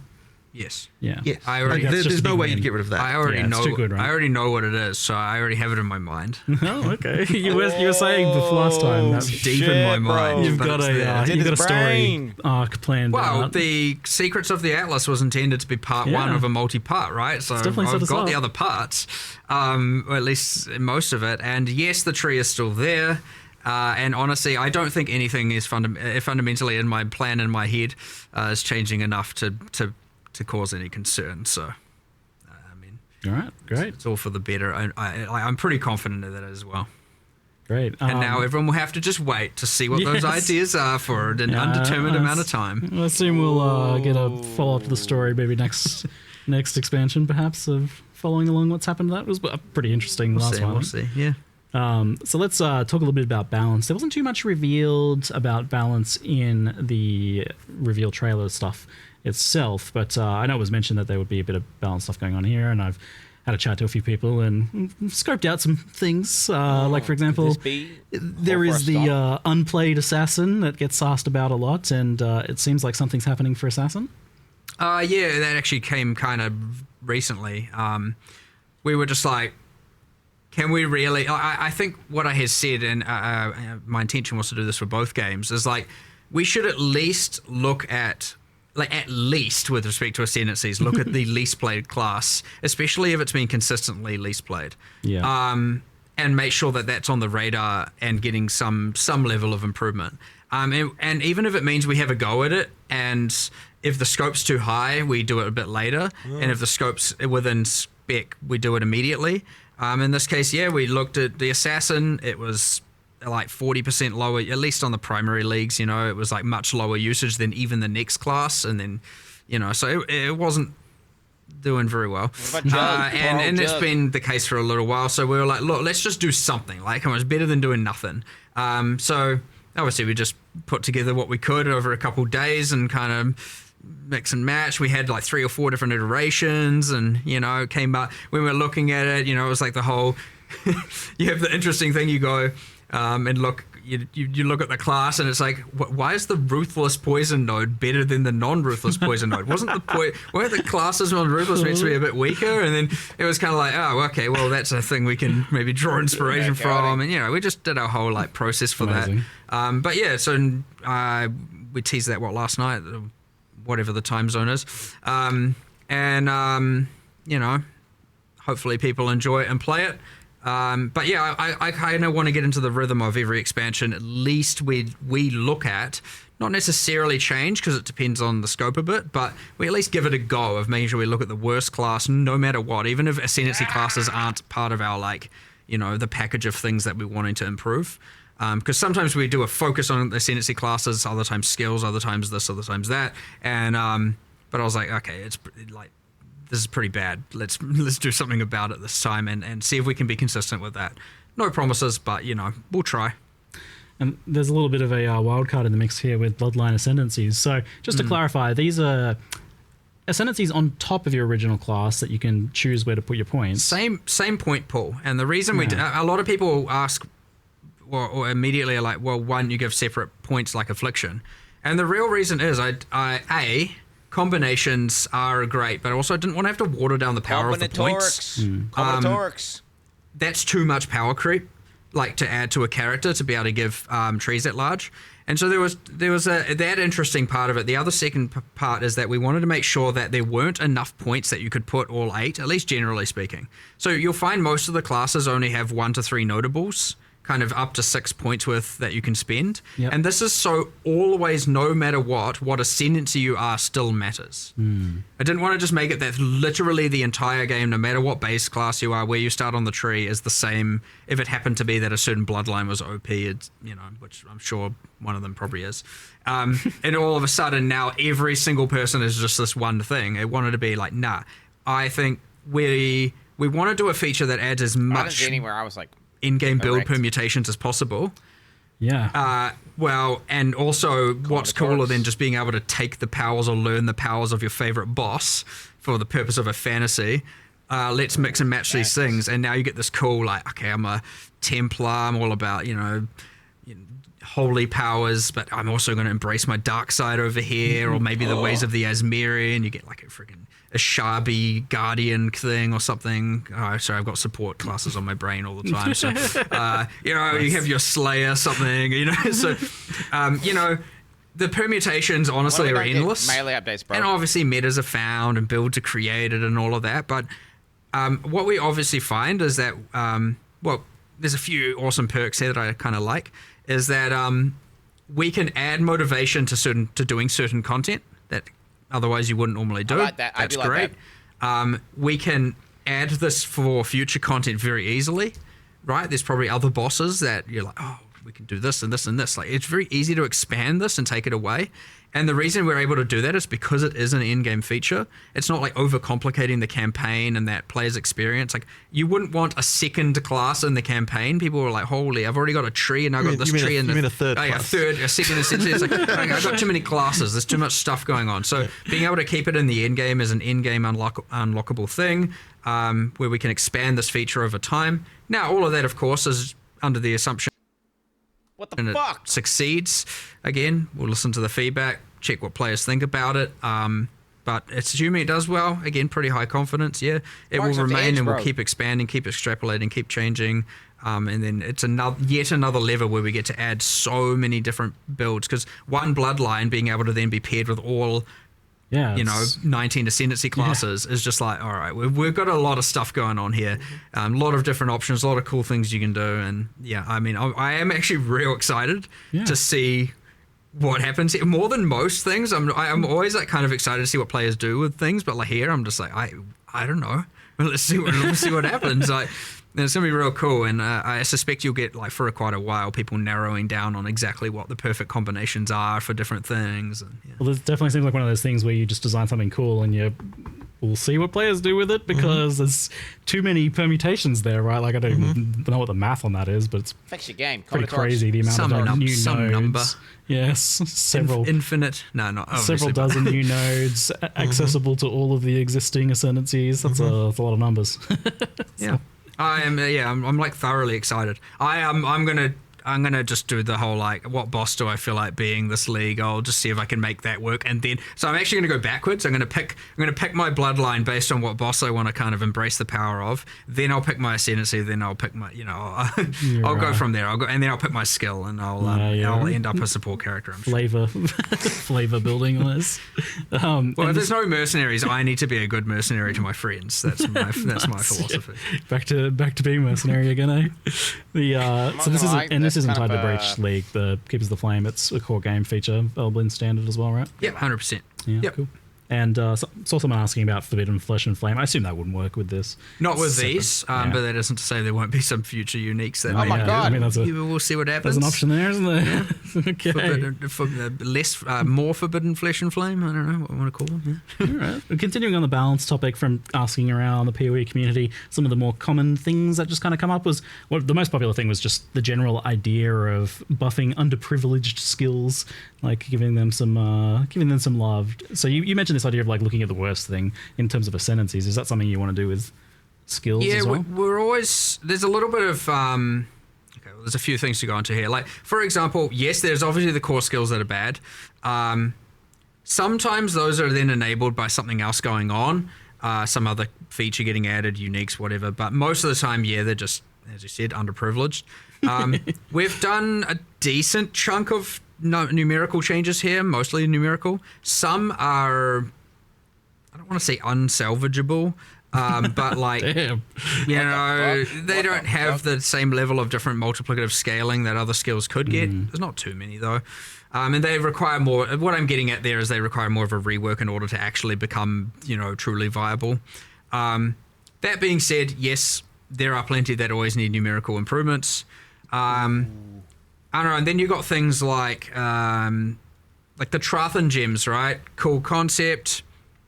90% of them weren't really seeing any use. Yep. A few were, and now those are going core, I believe, into heist is what it is. but as meanwhile also full balance pass. So hopefully some more come to the foreground there, and you know, so on. So like, yeah, but like honestly, this is like a kind of endless task. It's like almost like you could just never stop. So like we like to just do batches at a time and send it, and we try and do as many as we can. But like each require discussions. They can be quite time consuming. Some are more obvious, where it's like, okay, obvious increase, and others are like, do we want to do this or do we want to rework it? And then you get lost in a rework discussion. It's important to like cut the time. And it's like, actually, look, for now, buff it. We'll come back to it later. But yeah, like we get through as many as we can. We've done a bunch. You know, I could always say, ideally we'd do more, but like, I don't think, again, there's no real end point to that. So yes, sure. I wanted this patch to be very class centric in terms of balance, and like we did. Yeah, I would say we did a decent chunk, but it's, you know, we didn't get to cover every base 100%. So obviously, like you got the bloodline classes, you've got grafts, which are character centric, and then we got the whole set of new skills and support gems, and some changes around that. There are a bunch of other changes, but yeah, like it's that thing where I don't know if I'm ever satisfied. I always just you want to do everything, you want to literally do it all, and you never can. So like, hopefully, there's enough.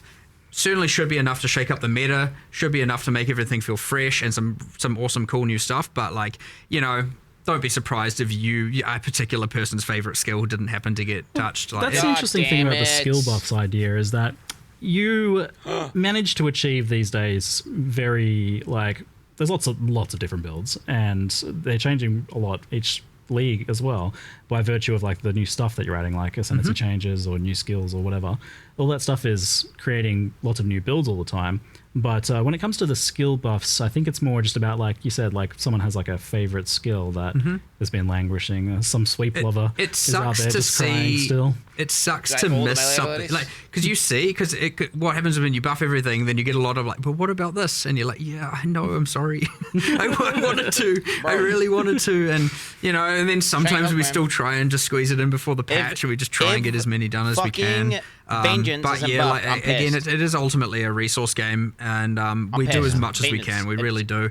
Combined with both new stuff to change everything up, bringing like excessive outliers down, and we do try and improve as much as we can. And this time we took it upon ourselves to add a bunch of new skills and supports, and so I don't know, there's heaps there, but you know, it's that thing where a few people are going to have missed their thing, and there's a few, you know, you want to do hand casting, you want to do that, you don't want it to just, I know that's come up, and I think even you mentioned earlier as well, it's just like, it devolves down to often, you know, either Archmage or you know, Ephemeral Edge, and like that kind of stuff being just like, well, obviously, right, quantifiably better, and so yeah, it's the ideal thing where, you know, we'd make some changes to some of those, and ideally it'd bring up all of something else, but you know, sometimes you get some of it, not all of it, and everything. But yeah, there's heaps here. Just, you know, you never quite catch everything, but there will be new metas, there will be new builds, and probably a lot of existing stuff will still be, you know, pretty decent. But yeah, there's a bit of nerfs, bit of buffs, bit of, you know, it's how it goes with all of this balanced stuff, really. It's a bit chaotic, but, you know, there's something satisfying to it, but yeah, as I said, you never really fully get everything, and thus you never fully feel satisfied. You kind of answered my question a bit, because like one of the popular archetypes that's come up as being a bit problematic is hand casting, self casting spells, and usually I think what gets brought up with that is like slow base cast speed, and that in turn making things like echo feel bad, and mana costs being. I don't think well. We've done that enough justice, for sure. Yeah. But it's certainly on the hit list. Yeah. So we'll either we can get to do some stuff, you know, in this coming week if it's simple, if we can think of it. It's not off the cards. That being said, there's always next expansion as well. But honestly, you never know, because often these external variables, like the new classes and stuff like that, can really change these things up, you know, without you really predicting it as well. So, you know, I can't speak to what we'll do in 3.28 with respect to all of this, because we have to observe what happens in this patch first, given how many variables we've added. And like we said, we've added a nearly infinite number of permutations of builds with the new bloodline classes and stuff like that. So, yeah, we'll see how all that goes. And then, but we'll just keep doing it. It never stops, never ends. It literally is an infinite task. You never run out of stuff to do here. So we'll just keep doing it every single patch as best as we can. One that comes up a lot is the kind of dominance of ES stacking and kind of stacking builds in general, but ES probably has been getting mentioned a lot more. Forbidden Ride, Ephemeral Edge, things like that, but also just ES compared to Life as well. Yeah, it does happen. Classic. You know, there are Band-Aid fixes and stuff like that we always like to do, whether or not you can consider them Band-Aids or just like, you know, you just change some numbers here and there. Sometimes in the case of like Ephemeral Edge, it can be a matter of like, yeah, that's an acceptable thing to do. It just shouldn't be as so easy to do. So yeah, I wouldn't say there's no broad solution here, but yeah, I agree that it is a problem where it's like the more traditional just do a thing feels like it's now wrong. It feels like you got to like pre-commit to being like, what is this singular thing I'm going to stack and then pick the thing that scales off of that.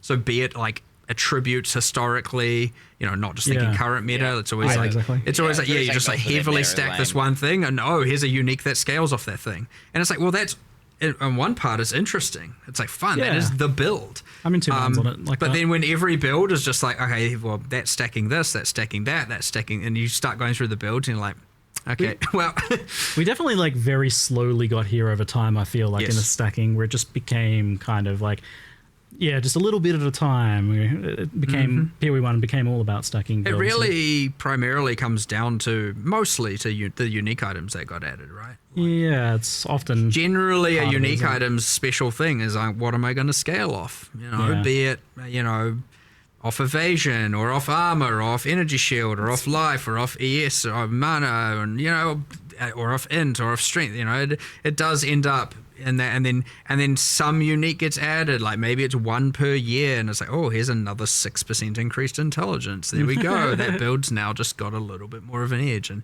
you do kind of just power creep into that point for sure. So it's like I don't even know like how much of a problem it is, but it's like definitely identifiable that it's like a big aspect of the build meta for PoE1. It is. I think it's other things out maybe. I think it's too dominant, but on the other hand, it's fun though. Like, people it's like fun. It's cool. It's interesting. So you don't really want to. You could argue it's what makes things kind of as part of PoE to a degree. Yeah, it's an actual action RPG. Yeah, so you got to be careful with it. You don't just want to take away all the fun and just make everything flat and boring. On the other hand, but you also don't want it to feel like a player's made a mistake by playing a more traditional, build, and and it often can feel that way. So there's a fine line here. Hard to be at that fine line, but yeah, some things are a bit too OTT at this point, and other things are too far on the bottom end. And the other problem is if they start buffing all the skills, well, a lot of those skills might see use, but they'll still see use in that stacking ecosystem. And then it's like, well, have you really made a new build at that point? Like, I think that's sometimes the problem is like, my builds feel the same because ultimately like I'm using different skills, but they're all I'm just stacking on all of them or something like that. I don't have a same scaling tip. Here's the solution. Yeah, because it really isn't how it actually. It's not really how it plays. Kind of gauging your thoughts on it. Yeah, I mean, I enjoy discussing it. It's just a matter of like, it's honestly 500 different solutions, and we need to just chip away at them and mold it, and it will eventually shift into something else, and then that will be meta, and then that will be complained about probably after a while, and then something else will be, and it's the cycle. It is balance. It is as I said, it's an infinite amount of work, and we just need to keep doing it. Like, you don't give up on it because it can never be solved. You just keep going, and as long as people are having fun, and you don't like compromise the philosophy of the game ultimately, then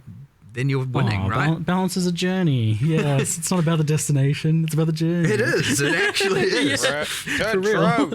I mean, sure, it's the stops along the way. Every expansion. That's it. Yes. Every reroll.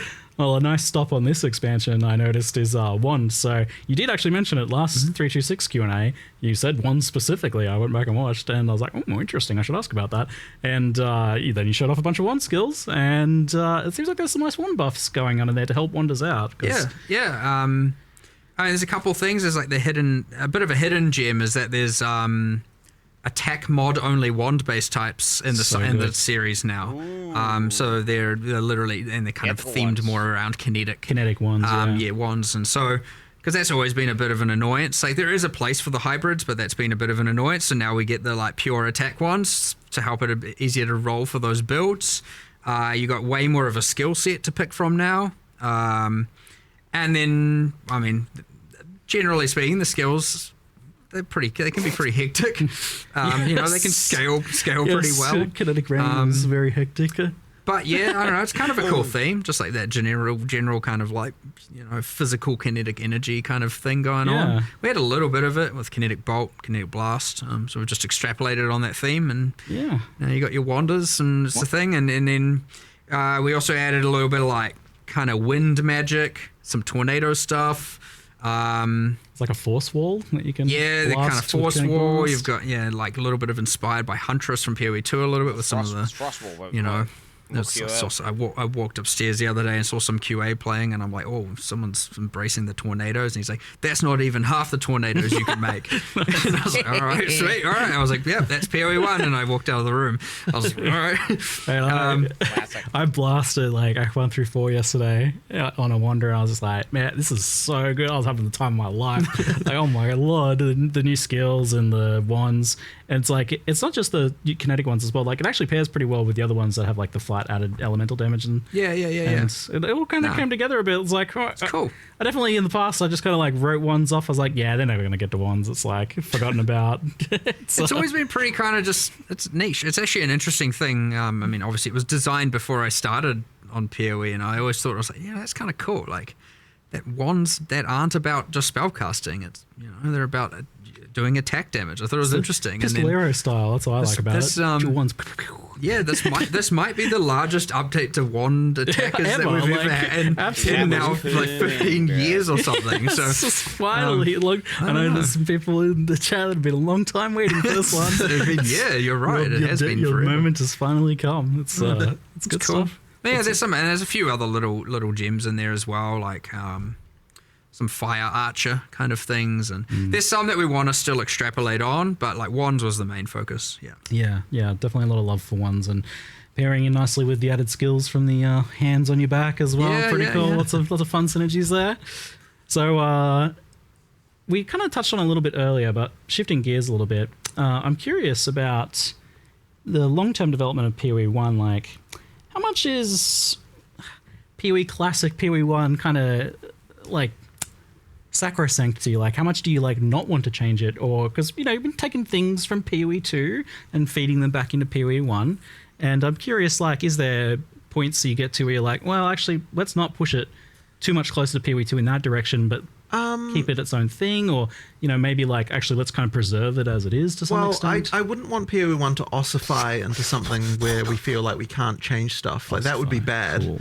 But sounds cool though. Yeah, but it's kind of like okay, the stuff people that we'll probably take back from PoE 2 is more around the sort of QOL areas of stuff, right? So obviously, you know, people would have been rioting if we hadn't brought async trade from PoE 2 into PoE 1. That's obviously, you know, something required.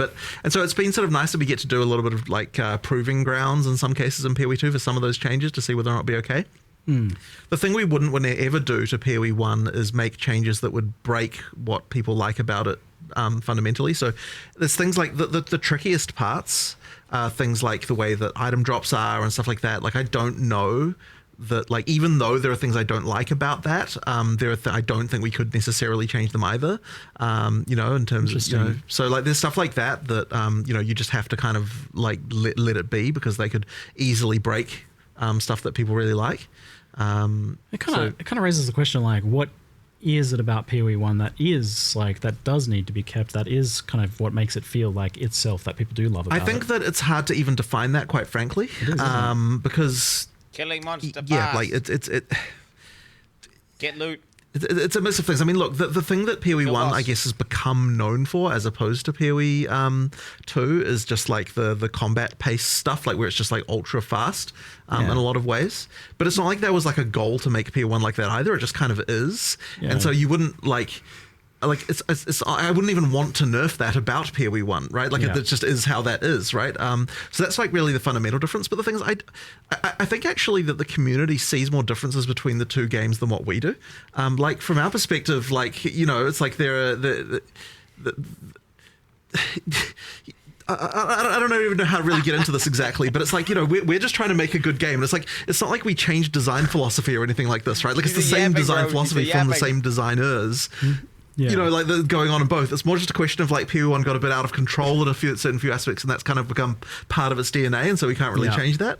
And so so when it comes down to stuff like that we'd take from PoE2 to PoE1, well, it's just like all the things that PoE1 players would like and none of the things that PoE1 players wouldn't really. I mean, look, that's ultimately we want to be doing. But yeah, I wouldn't want it to be. I wouldn't want to be in a situation, as I said before, where it's like, okay, we're like PoE1 is in some kind of perfect state that needs to be preserved forever. Like, I don't think it's like that. We do need to be able to make changes. So yeah, it's just a question of. I think a pivot with PoE2 out, and this isn't obviously black or white, but PoE1 is. We always had and this is still true. We still want to bring in new players. But I would say PoE1 now, it's more important to us to keep the PoE1 player base, the fans of the game, the long-term players, the people who love PoE1 happy, as opposed to going, we need more new players, we bring people in. Whereas obviously PoE2 is still now a growing game. There's a new audience available, that kind of thing. So obviously we still want people who love PoE1 to love PoE2. That's the ideal world. But that being said, when we're looking at PoE1, we're not going to try and do anything that's going to compromise what the fans love about it in order to bring in a new set of players at this point. I would say that's going to be pretty rare. So it's about making sure that the people who do love the game continue to love the game. And that's why you're probably going to see less in the way of some grand structural change to all kinds of stuff. Because, if that change would bring in a bunch of new players. I think making sure you have a good, popular game that people love will inherently bring people in, because people will see that positivity and be like, I'm going to give this game a try. Less focus on bringing in new, more focus on keeping the existing fan base happy. Whereas obviously with PoE2, it's a bit of a different story where we really did think we want to, there's a new room for a new audience here, there's room for a different audience, we want to make sure we get as many of those players as possible. What would it take to do so? But ultimately, end of the day, what that then ended up boiling down to, aside from obviously modernizing graphics, changing the feel of combat, honestly, the biggest change is just balance. I don't necessarily even think about it, I think, in the same ways. I'm not thinking I'm making changes to bring in new players. I'm thinking what are the things that I want to improve that I think that we can't change about PoE1, because they are somewhat would be impossible to change just due to the game field changing so much. And so really for me, it's I'm on a 20-year quest to make the perfect ARPG, right? That's my sort of design thing. And it's like nothing actually changed between PoE1 and 2 philosophically, other than just learning about some things and deciding, I want to improve things in certain ways. I do think there is a little bit of an assumption that a lot of philosophical discussions occur with respect to, outside of talking about dexterity and stuff like that. Honestly, most of it is just we're just kind of get real passionate and just start coming up with real cool ideas of shit that sounds cool that we want to deliver. We're not really having discussions about hey, okay, today, Jonathan, let's have a discussion about how many new players we can bring in. We don't do that. So I'm trying to boil down what we are. I'm trying to turn it into a philosophy, but the reality is the process is just how can we make cool shit? That's it. Cool shit that's fun, that doesn't compromise things in too thing of a way. Things people will love, things people will enjoy. That is the ultimate goal at the end of the day. As I said, making whatever the visions are of this infinite quest of making the perfect ARPG.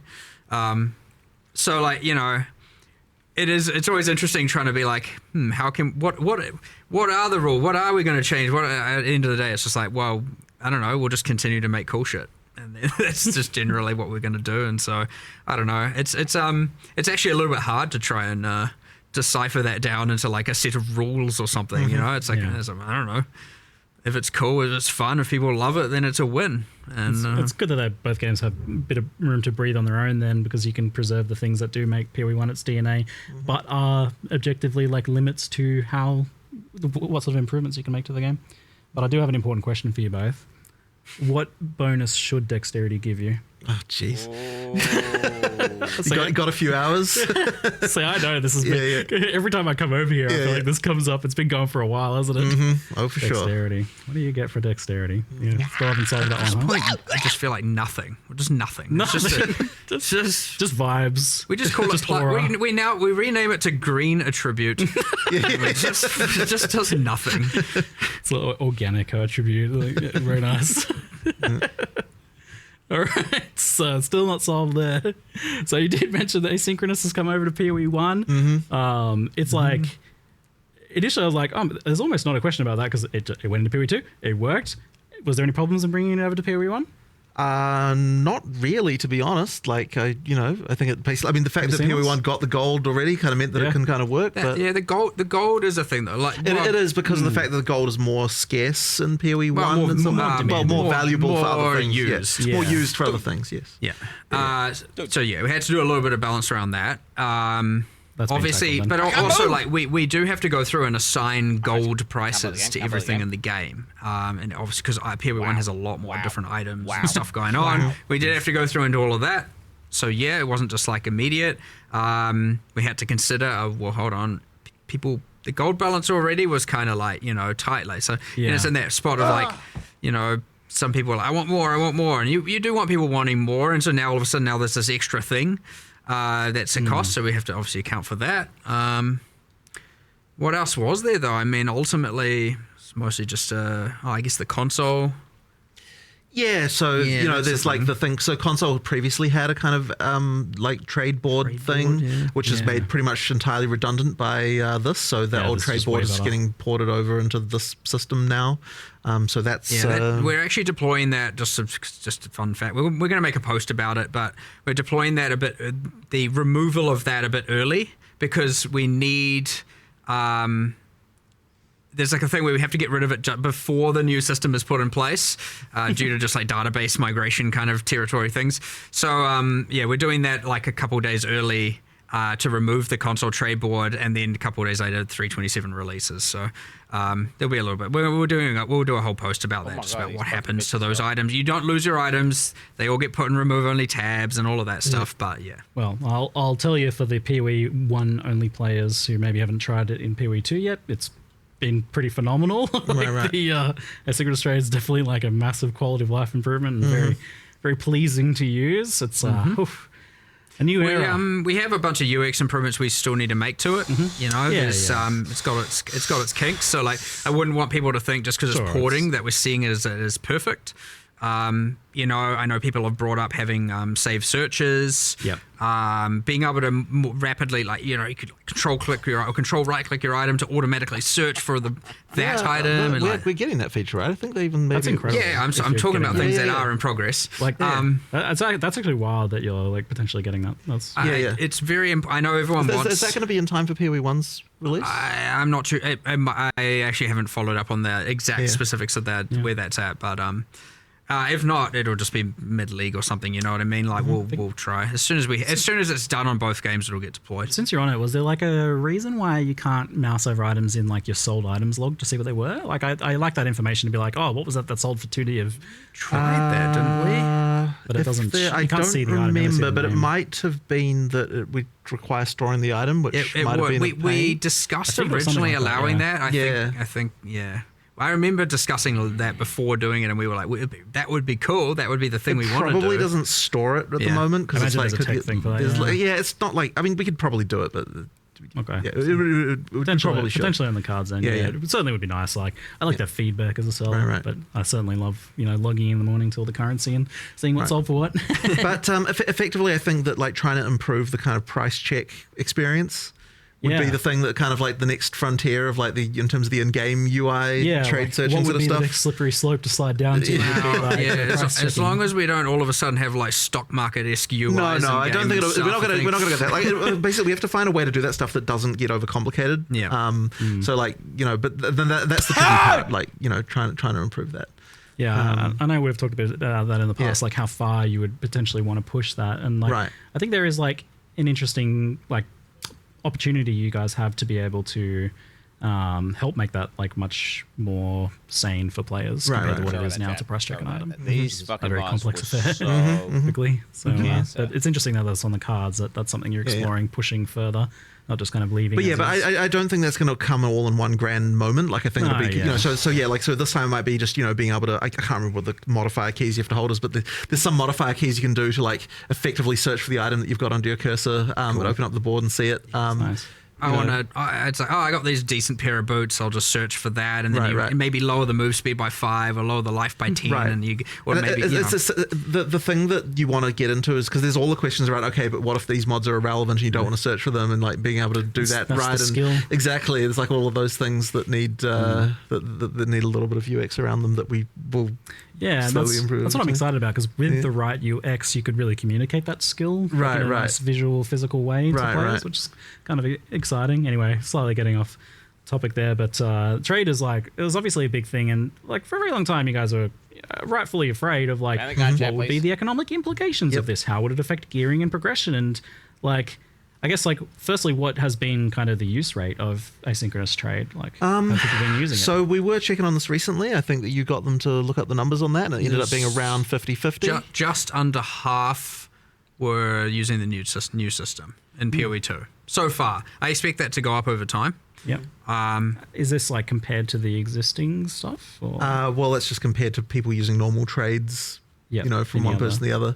Okay, but there was a little bit of filtering, like, okay, if it's like with your friend, do we count that or not? And like that kind of thing. Like there was a few things like that we would need to sort of look at to see, like, you know, questions around that. But yeah, I mean, look, it's people who are using it seem to like it. I mean, the buyer experience is obviously way better. We generally found, like, I don't know if it's still the case now, but like for a while, like the new trade system, the items were a little bit more expensive. So then there were people who were like, settling in. I'll deal with the old one because I want a thing a bit cheaper. But then the reason why they're more expensive is because of the fact it's easier to buy them. So therefore people are willing to pay more. And then so most people are like, I'm just going to pay the extra cost because I can't be bothered with it. Exactly. I like Aspire. I agree. I'm one of them. Right. Cost of money, yep. Yeah. But yeah, and it's important to note as well, and I just want to always verify this. If you are a PoE 2 player and you do have your merchants tabs, you have them in PoE 1 already. You don't need to buy new ones. It's good. They are shared, just to reiterate. So what do you think has been the effect on economy and gearing, and like, is it as, you know, I guess as bad as you feel? I honestly want to look a lot more into this, and I sort of suspect that the damage, as it were, that it causes is like quite subtle and harder to appreciate. Yeah. I don't think there's no damage. I think it does matter, and like the things we were concerned about are real. It's just that like it's really hard to kind of quantify that. And I sort of suspect that at the end of the day, the benefits just outweigh that by much higher degree, to the point where like it honestly, you know, like just should have just done it. Was the cost that needed to be paid. But the thing that you were just saying, right, is that like those kind of like mid items are like now worthless kind of thing, and that is exactly the fear that we had, right? Like that's the concern. Yes, Jonathan was asking me before this, like what has been my feeling of like how it's affected my experience, and like I was saying, I'm the player who lives in that 5 to 10 C sale range, like selling those items for 5 to 10 chaos. And that is exactly the fear that like introducing fast trade does kill the values there. And that like, I mean that's a problem. Yeah. But the only thing that's going to change that is if we increase gold prices. Now, there's going to be an interesting dynamic with the gold and PoE 1, and like we'll sort of be see there. But we'll have to keep an eye on that one for sure. Yeah. But it's just sort of also hard to know exactly what's going to happen with PoE 1 as well, just because there's so many more items. Like there's so much more going on. So like maybe the breadth of the economy will kind of change the dynamics a little bit there. But it's hard to say. It's really hard to say. Well, like it's an interesting mixture of phenomena. Like you get the ability to obtain like your starter endgame gear for 5 exalts total. Like you can buy a set of gear basically for 1 exalt each. Right. Like that's obviously, there's a big impact there. That, for sure. I mean that's that once again, that is the fear, right? It's just the like the standard now. The bar for like the quality of our gear is raised to a certain point. And then I guess that has follow up questions like, you know, as to how powerful crafting is, how powerful like item drops are when you first get to early end game, like how difficult the content is. Obviously there's like there's a whole like follow up here. I mean, we're going to have to effectively look at what all of that and adjust, and the thing is that effectively by making trade easier, it's meant that the difference between SSF and not is effectively increased. and that kind of thing as well. Like, yeah, I mean, there's some stuff there. But I mean, going back to PoE 1, I suppose, like, even though we've got this experience now with PoE 2, we're just going to really just have to see what happens in the PoE 1 economy. And there, you might have to be some adjustments, but it's going to come down to the individual. I mean, either way, though, like the amount of people I saw just being like, please just deploy a league. I don't care if there's nothing in it. Yeah, as long as the trade system's but there, this I'll is the play. thing, right? Like it just kind of has to happen. Like, it doesn't even matter. Like, there can be problems and we'll adjust for them, but we still have to do it anyway. But of course, like, so it's that's such an improvement. Yeah, I'm loving it. I'm excited. It's good. It's so good. It's very, very good. Yeah, it's still going to be interesting to explore this, like maybe like even next Q&A, like how it looks like if we start to see things over time. That would be cool. But yeah, it's crazy to think about, like 10 years ago, 15 years ago, we're talking about releasing Breach 9 years ago. Now who would have ever thought we'd have gold and asynchronous trade and a currency market and like, holy, we're not actually are we the same people back then to say. We are, but I know. I'm not. It's a good thing. It is. It's healthy evolution. It's good. Yeah. Okay. So moving on to some kind of mixed questions. Mercenaries was mentioned to be likely returning after rebalance redesign in some cases. I'm just curious, like, does that mean that like some sort of horrible mercenaries are planned to come back, or is it more just about like having the duels there with the gambling or something like that? The intentions they come back, there's just a little bit of figuring. I mean, like with all these things, we have to figure out exactly it's very hard to develop. We like to see how players think about it, find the bad things, find the good things and all that. And it's very hard to develop how it goes into core straight away.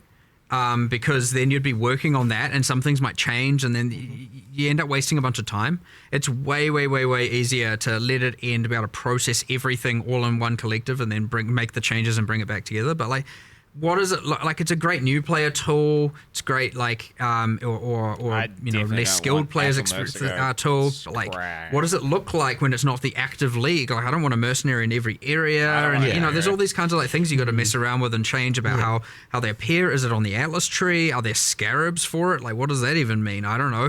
And then all the way through to, are we happy with how they were itemized? Like, I thought it was too free to just put all the uniques on them without really caring about the downside. Like they would, there's like they weren't balanced quite right. There were some that were terrible, some that were not so terrible, and like so there's just heaps of stuff to change. It's really hard to do that when you're in the middle of the league and where you're gathering all that information. So. Generally, and this is what you find with a lot of leagues, you get the league, you get a break, and then it comes back 1 or 2 leagues later because it's given us enough time to work out all those kinks and put it in game. Fundamentally, though, like, so I quite liked Mercenaries, but I also see it as like the sort of thing that I don't know if I want it to always like you always have to hire a mercenary. I agree. Well, it would be mandatory, right? And that would be and then this is the thing with additive power like that as well. Is like the moment you've got that, well, what's the reason why you don't do it? Yeah, and that's answering that question. I think is like so that's part of the trying to figure out. Then you'd have to have a reason. If you had a permanent mercenary and then permanent grafts and exactly. like we now have to start watering down the power systems. Exactly right. There's questions there. But I think there should be a way to bring them back, and you just need to find the right way to do it that doesn't involve everyone has a mercenary all the time now, which is fine in a league, but I don't think fine for just the game overall. Yeah, so I imagine it. When it comes back, it'll be some sort of more like limited or maybe. Honestly, it's hard to say. It's hard to say at this point. Yeah, like I imagine there's like a lot of different ways you could go with that. Whether it's like, they're tied to a skill gem or they're tied to a certain ascendancy or something like that.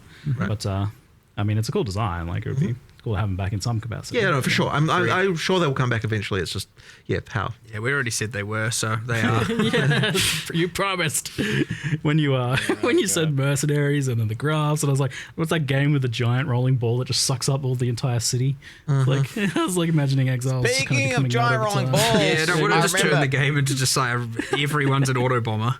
With all their just like league mechanics just killing everything for them, Katamari, thanks, Chad. That's the one. Yes, giant Katamari ball exiles. So we did touch on gold. That was good. Heist is mentioned as getting the Trathan gems added to it to give it a little bit more. It got some nice quality of life improvements. But something that I saw that was an interesting question was So at one point, Heist had these like extra modifiers you could get on contracts to like make them more interesting, and they don't really have anything like that. And I would go so far as to say right now, Heist doesn't really have any decision making. How do you guys feel about the state of Heist overall? It's not good enough. And this is the part of the problem is we were having. It's like, we want to do this kind of like mid to grand rework for it, like make it better and change this and change that. And then that was honestly what was holding up that QOL change, where it's just like, because we also were like, we'll design it out such that the rogues don't have the levels, and it was waiting on that, and I was like, okay, look, at this point, it's been too long. We don't know when we're going to be able to do this. We can't say with certainty, because again, the same resourcing limits, the same argument as Charlie, the answer is the same as everything. We have to pick our battles. There's more battles than can be fought, and so and the same thing. It was like, okay, well, look. If we're not doing this anytime soon, then yeah, we should do this QOL change, and we'll make little incremental improvements to them all the time. But yeah, it's one of those ones that needs some love for sure, and it'll come eventually. We cycle through everything eventually. So yeah, I mean, when I don't know. You never know. You never know with these things, because we assess the battles every time, and we try and pick the best fought ones. And I know there'll be some people who are like, Heist should be your #1 priority battle, but like I don't think that's the majority vote right now. So we try and make sure not even one guy.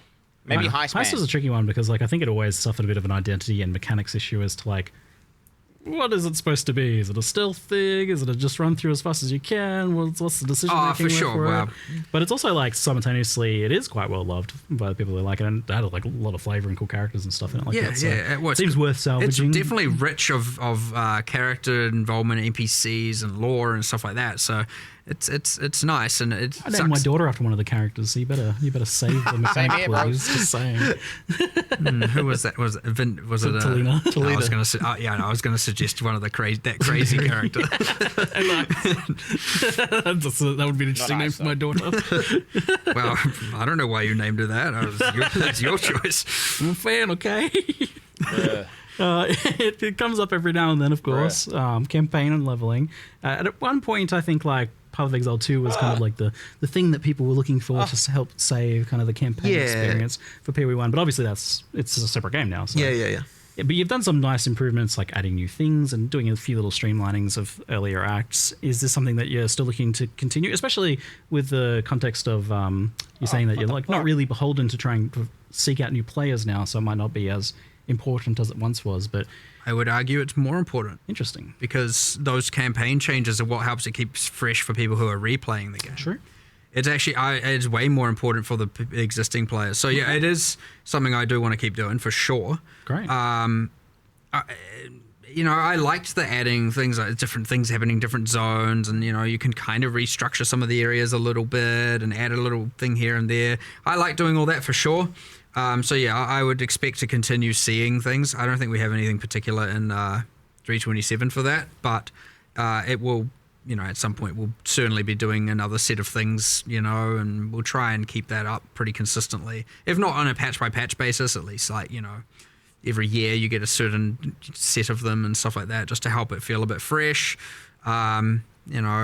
I also like the things you just get to integrate like some other random league into the campaign somewhere in a few areas. It's like, these areas are being overrun by X or something. It helps it feel a little bit cool, and the world is changing, and it's not just this static thing all of the time. So yeah, I like the deeper integration of league mechanics into the campaign that you've been doing in PoE2 and to a lesser extent in PoE1. It's cool. That's good. It's a good way to introduce that stuff to people over time as well. Did you ever have like a crazy fever dream where you like dreamt having like a league where you have some alternate leveling experience besides the campaign? I know that's never been. That would be a bit of a tricky one to do, honestly. Yes, I know. Never. Yeah, I don't know. Don't do it.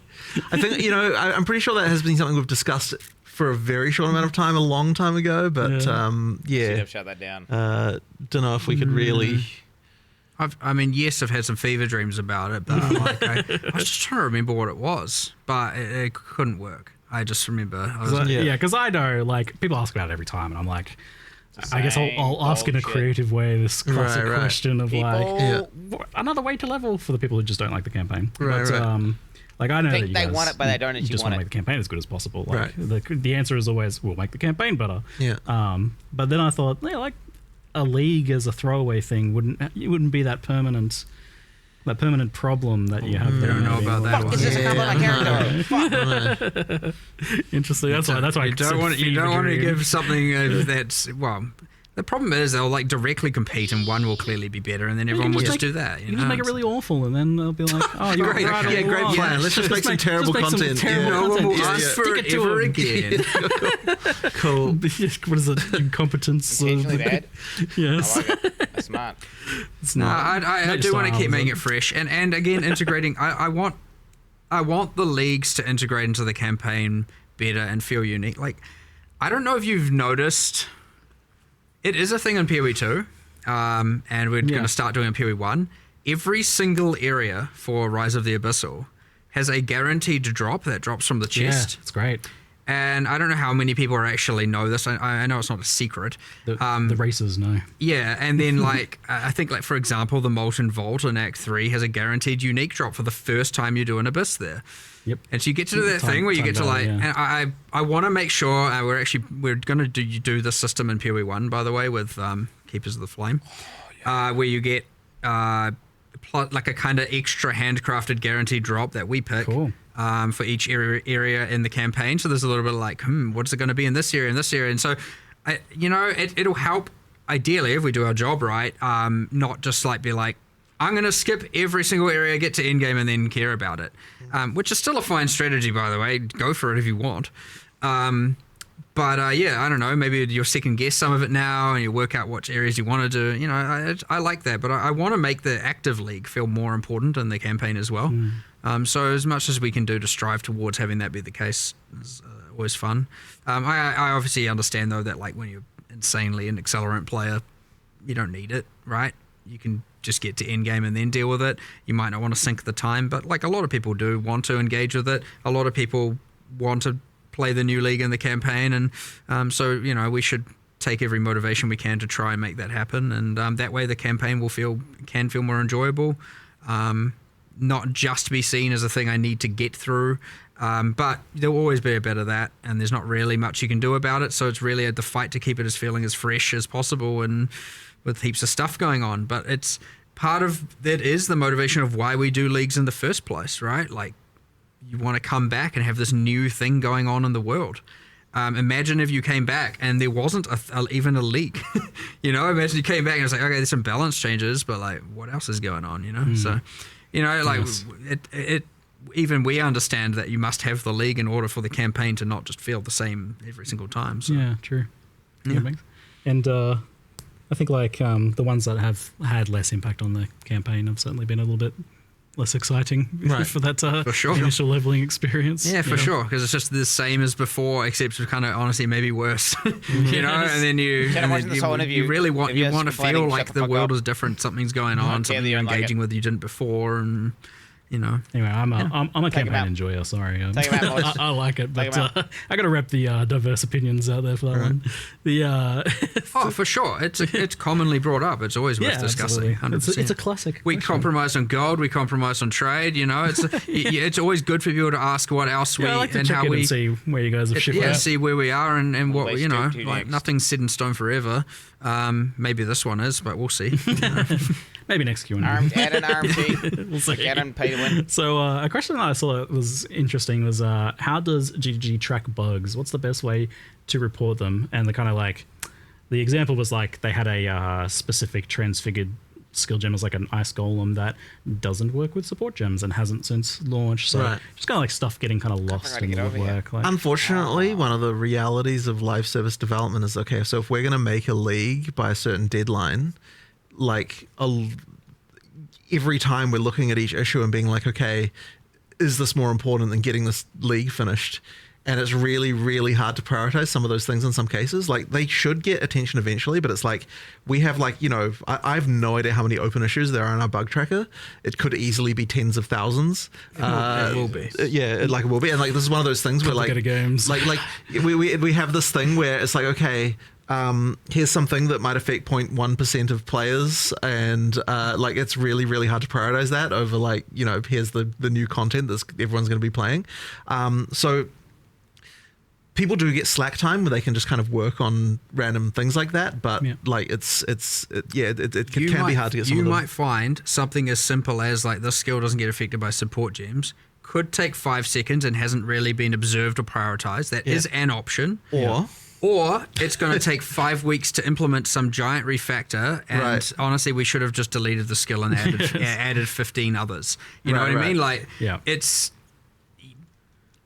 honestly kind of hard to know, and it's easy to go look at that single thing after this because you happen to bring it up, and like, we'll see what the problem really is. But sometimes the simplest things boil down to like, oh, we have to refactor this and this, and about how damage is dealt, and how, you know, something with conversion and dexterity, and, you know, not dexterity, and it boils down to this like giant refactor about how all this code works, and then it's like, now we can do this thing. Okay, what else did it get us? No, just kind of just that. And you get issues stuck in this hell effectively of like, you know, someone like read it, they put it in the issue tracker, someone looked into it, they realized there was some annoying detail of it that would require some larger change, and then someone was like, oh well, we don't have time for that, we're doing some other thing, and then it kind of gets put into some like hell of like unversion this, like, you know, when we get time thing, and then it just kind of dies, and that's kind of an unfortunate situation that I have several thousand assigned to me in a version called unscheduled. I don't know what to do with this. You know, like,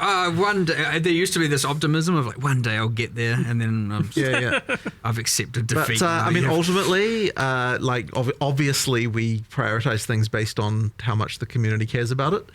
So if people do care a lot about it, then obviously we'll get some attention. So to the point of the question, then, like, what can players do from their perspective for something that they think is important? Generally, most of the media, like our community team, has a generally good eye on things that are more the larger issues that get brought up. They do get noted down. They do generally get forwarded to us or the relevant people. For the fine detail bug reports, our QA team, it is part of their routine to go through the bug reports forums, and the forum seems to be the most pertinent place. That is part of the day-to-day routine of the QA team. So if you want to take like the time to actually document something that is like that you think maybe has been missed or doesn't have enough information or could get the bug report forum. The slash bug in game comes with like a thing, but that's more about like terrain issues, or like something that's like, oh, what the heck, this generated weird, or like, what the heck is this weird thing here? And it does give us a like recreate of the level, so we can come in and then like figure it out. But like, if slash bug going, a skill is broken, or like my skill can't be supported, those two things are not correlated. So that's like, if it's like broken, and like if the level is bad, or there's monsters in the level or something glitching out, slash bug is a good way, and then there's a brief description. If you want to like report a skill or something like that, it's better on the forums for sure. Okay. A couple popular requests. One was dual stash tab, and also kind of tangential to that was like more affinities. Is this something? You said dual stash tab. I thought you meant as in two stash. I was like, well, I want more stash tabs in my stash tabs. You had the quad one. You want I want a halfway between them. It's too much. Okay. The item's too small. Dual. Right, I got it. Okay. Generally speaking, we wanted it to always be that like rollable equipment, things with modifiers don't get specific stash tabs. Like that's the stuff you have to deal with. That's the item management should be in that. But then I understand technically compromised on flasks and, you know, bits and pieces, and it's like a little bit of a grey area. But like we so far have drawn the line kind of as just like, I mean, we've literally listed the rest of the stash tabs, and aside from adding new leagues and a whole bunch of new currency items here and there and stuff like that, it's been like, I don't know, I think that might be it. Like, until we add new stuff that requires new affinities, like maybe something comes with this league. I think this league has a locker, so whatever. But then it's like, I don't know if we will ever really add them for the equipment. I don't want it to be that you literally can just control click. Well, people have their dump tabs and different methodologies of doing that stuff, but I don't want everything to just auto sort. People may disagree with me, and fair enough, you can. But that is ultimately how we want it to be, where it's like there is at least some items you're kind of looking at, like especially with mods. Like obviously with the currency, you know by the icon what it is. with an armor, you want to look at it, see what the mods are, and then make a decision. And sure, a lot of people put it in a tab and then look at it later and make the decision. And I understand with the trade system before, what actually people were doing is just dumping it, and then if they get spam for messages, then looking at it. Yeah. You know, there's stuff like that. But yeah, I do want to make sure that you actually are reading the modifiers, assessing if it's a good item, and then making decisions on it as part of your cycle. And you can work around it. That's up to you. Fuck, which is this spawn point but yeah, at? the moment that everything is just like somewhere, and you're just like, all right, and do you even know what you got now? You know what I mean? Like, and you could argue, well, I can look at it and then control click it and it auto sort. But you know, I think we kind of drew the line at equipment. And again, I suspect a lot of people are gonna be like, well, you should change that, and I'll be like, well, I don't want to, and you know, we'll be at a disagreement there. And again, I'm all about having a healthy disagreement. I don't mind. So that might just be where it is, and I don't know. We can reevaluate in a couple Q&As from now. You know what I mean? I think on the affinities tab, on the affinities side of things, chat's mentioning there's like a few in Piri 1 that are kind of missing, maybe like incubators and stuff. Oh no, they are missing. It is our intention to add this. Okay, yeah. For that, more like fungibles and stuff like that, like non-modifier stuff, that it is an intention to add that, yes, 100%. Cool, nice. Good to know. Yeah, cool. Yeah. So that's probably the ones that I mean, we did that in PoE too. We were always like, oh, we've got to release the stash tab, and then we did the whole like, wait, we can just add affinities without the tab. We can add the tab later if we want to. So we still need to go through PoE 1 and add some affinities that aren't that don't have stash tabs for sale or anything like that. So yeah, done some really good click-based quality of life, less clicks. I'm always keen to see, like, for a lot of that stuff that's very spam clicky. Something that was asked was the idea of consolidating harbinger shards in particular. Seems like it's pretty painful to find for people that enjoy that, but you know, can only do it for a brief stretch. And Octavian was saying there was something about that happening. I think we did do something with that, and yeah, it came up when we initially were speccing all the QOL changes and like things that are just like easy wins and improvements. Yeah, it came up. I just don't have 100% memory recall on if we decided to do it like now. It might actually just be in the patch notes. I don't know. There's like 50-50. It might just be like already like. I think what we do is drop less of them, get rid of some of the bad ones, and drop more of the good ones, but like fewer overall stacks. You know, higher more in the stacks and less of all the pitter patter that you end up kind of filtering out anyway. So hopefully we did that, and then it's in. If we haven't, then it's very clearly on the radar and will come soon. Cool. Nice. I like this. So you had this thing. It was like, what? We need 10 quality of life improvements for each update, right? It's like bare minimum. Yeah. I like this. It's been paying off. I think it's. You get those nice little teasers, like pretty hype building in the lead up to it. And I'm like, oh yes, give me that quality of life.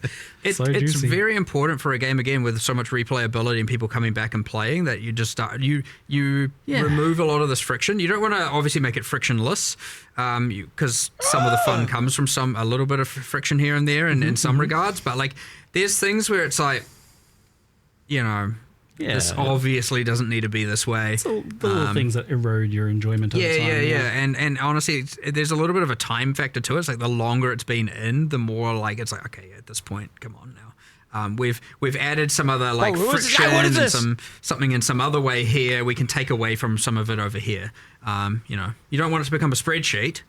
For sure, but at the end of the day, you don't want it to just become, as we add more and more features, more and more content, it's going to, everything will have their little thing. It's going to become growingly more annoying over time. So it's important as you add some things that require, you know, manual intervention, you start removing some of the other ones and streamlining them, and so it's because the game is so replayed for so long. It's really, really, really important at this point that we are addressing as many things as we can per league, to make sure that, you know, you don't just get a build up of, you know, annoyance over the course of a long period of time. Yes, and my hands are very much thanking you as well for a lot of these changes. Oh, yeah, good. Sweet relief. I mean, those ones are always a good win, but like some of them, you know, like the Spectre thing and, you know, the heist thing, there's so many that are just like, I mean, they're not...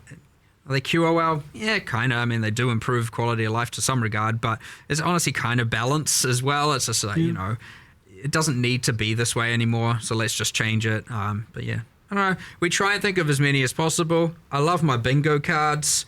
I don't think I've had too many recently, so feel free to put some more bingo cards through. I love the ideas. The bingo cards they can be, going. look, if you don't have 20, it doesn't have to be a 5x5 grid. You can make a 2x2 bingo card. It can, if you can't think of more than 4 Needs to be things, bingo card or just format. have 4. If you only have one thing, just a single cell bingo card is also fine. Stretching the But definition a little bit. you know, we do Easy take a bingo. moment to sit down and go like, what do we want to fix? We crowdsource. We go to our QA. We talk to other designers here who play and stuff, and we're just like, what annoys you the most? And then we try and come Love up with it. something. So yeah, It's good. I don't know. It's actually quite a fun process, and yeah, we go. I think this time around we've got some pretty good winners. Yeah, so, absolutely. Yeah.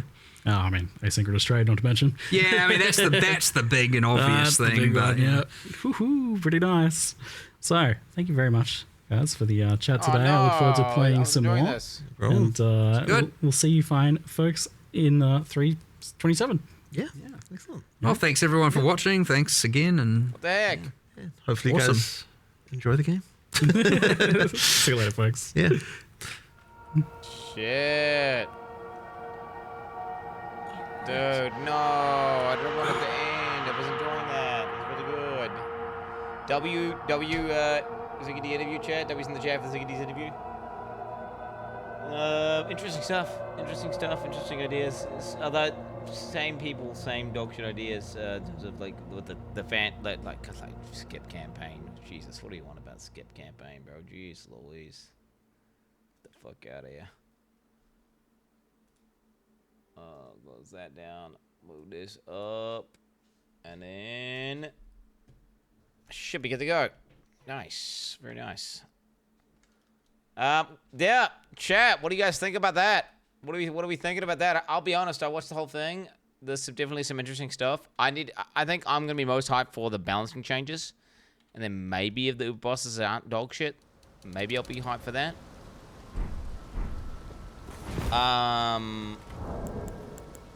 Yeah, it's sad there's no melee skills.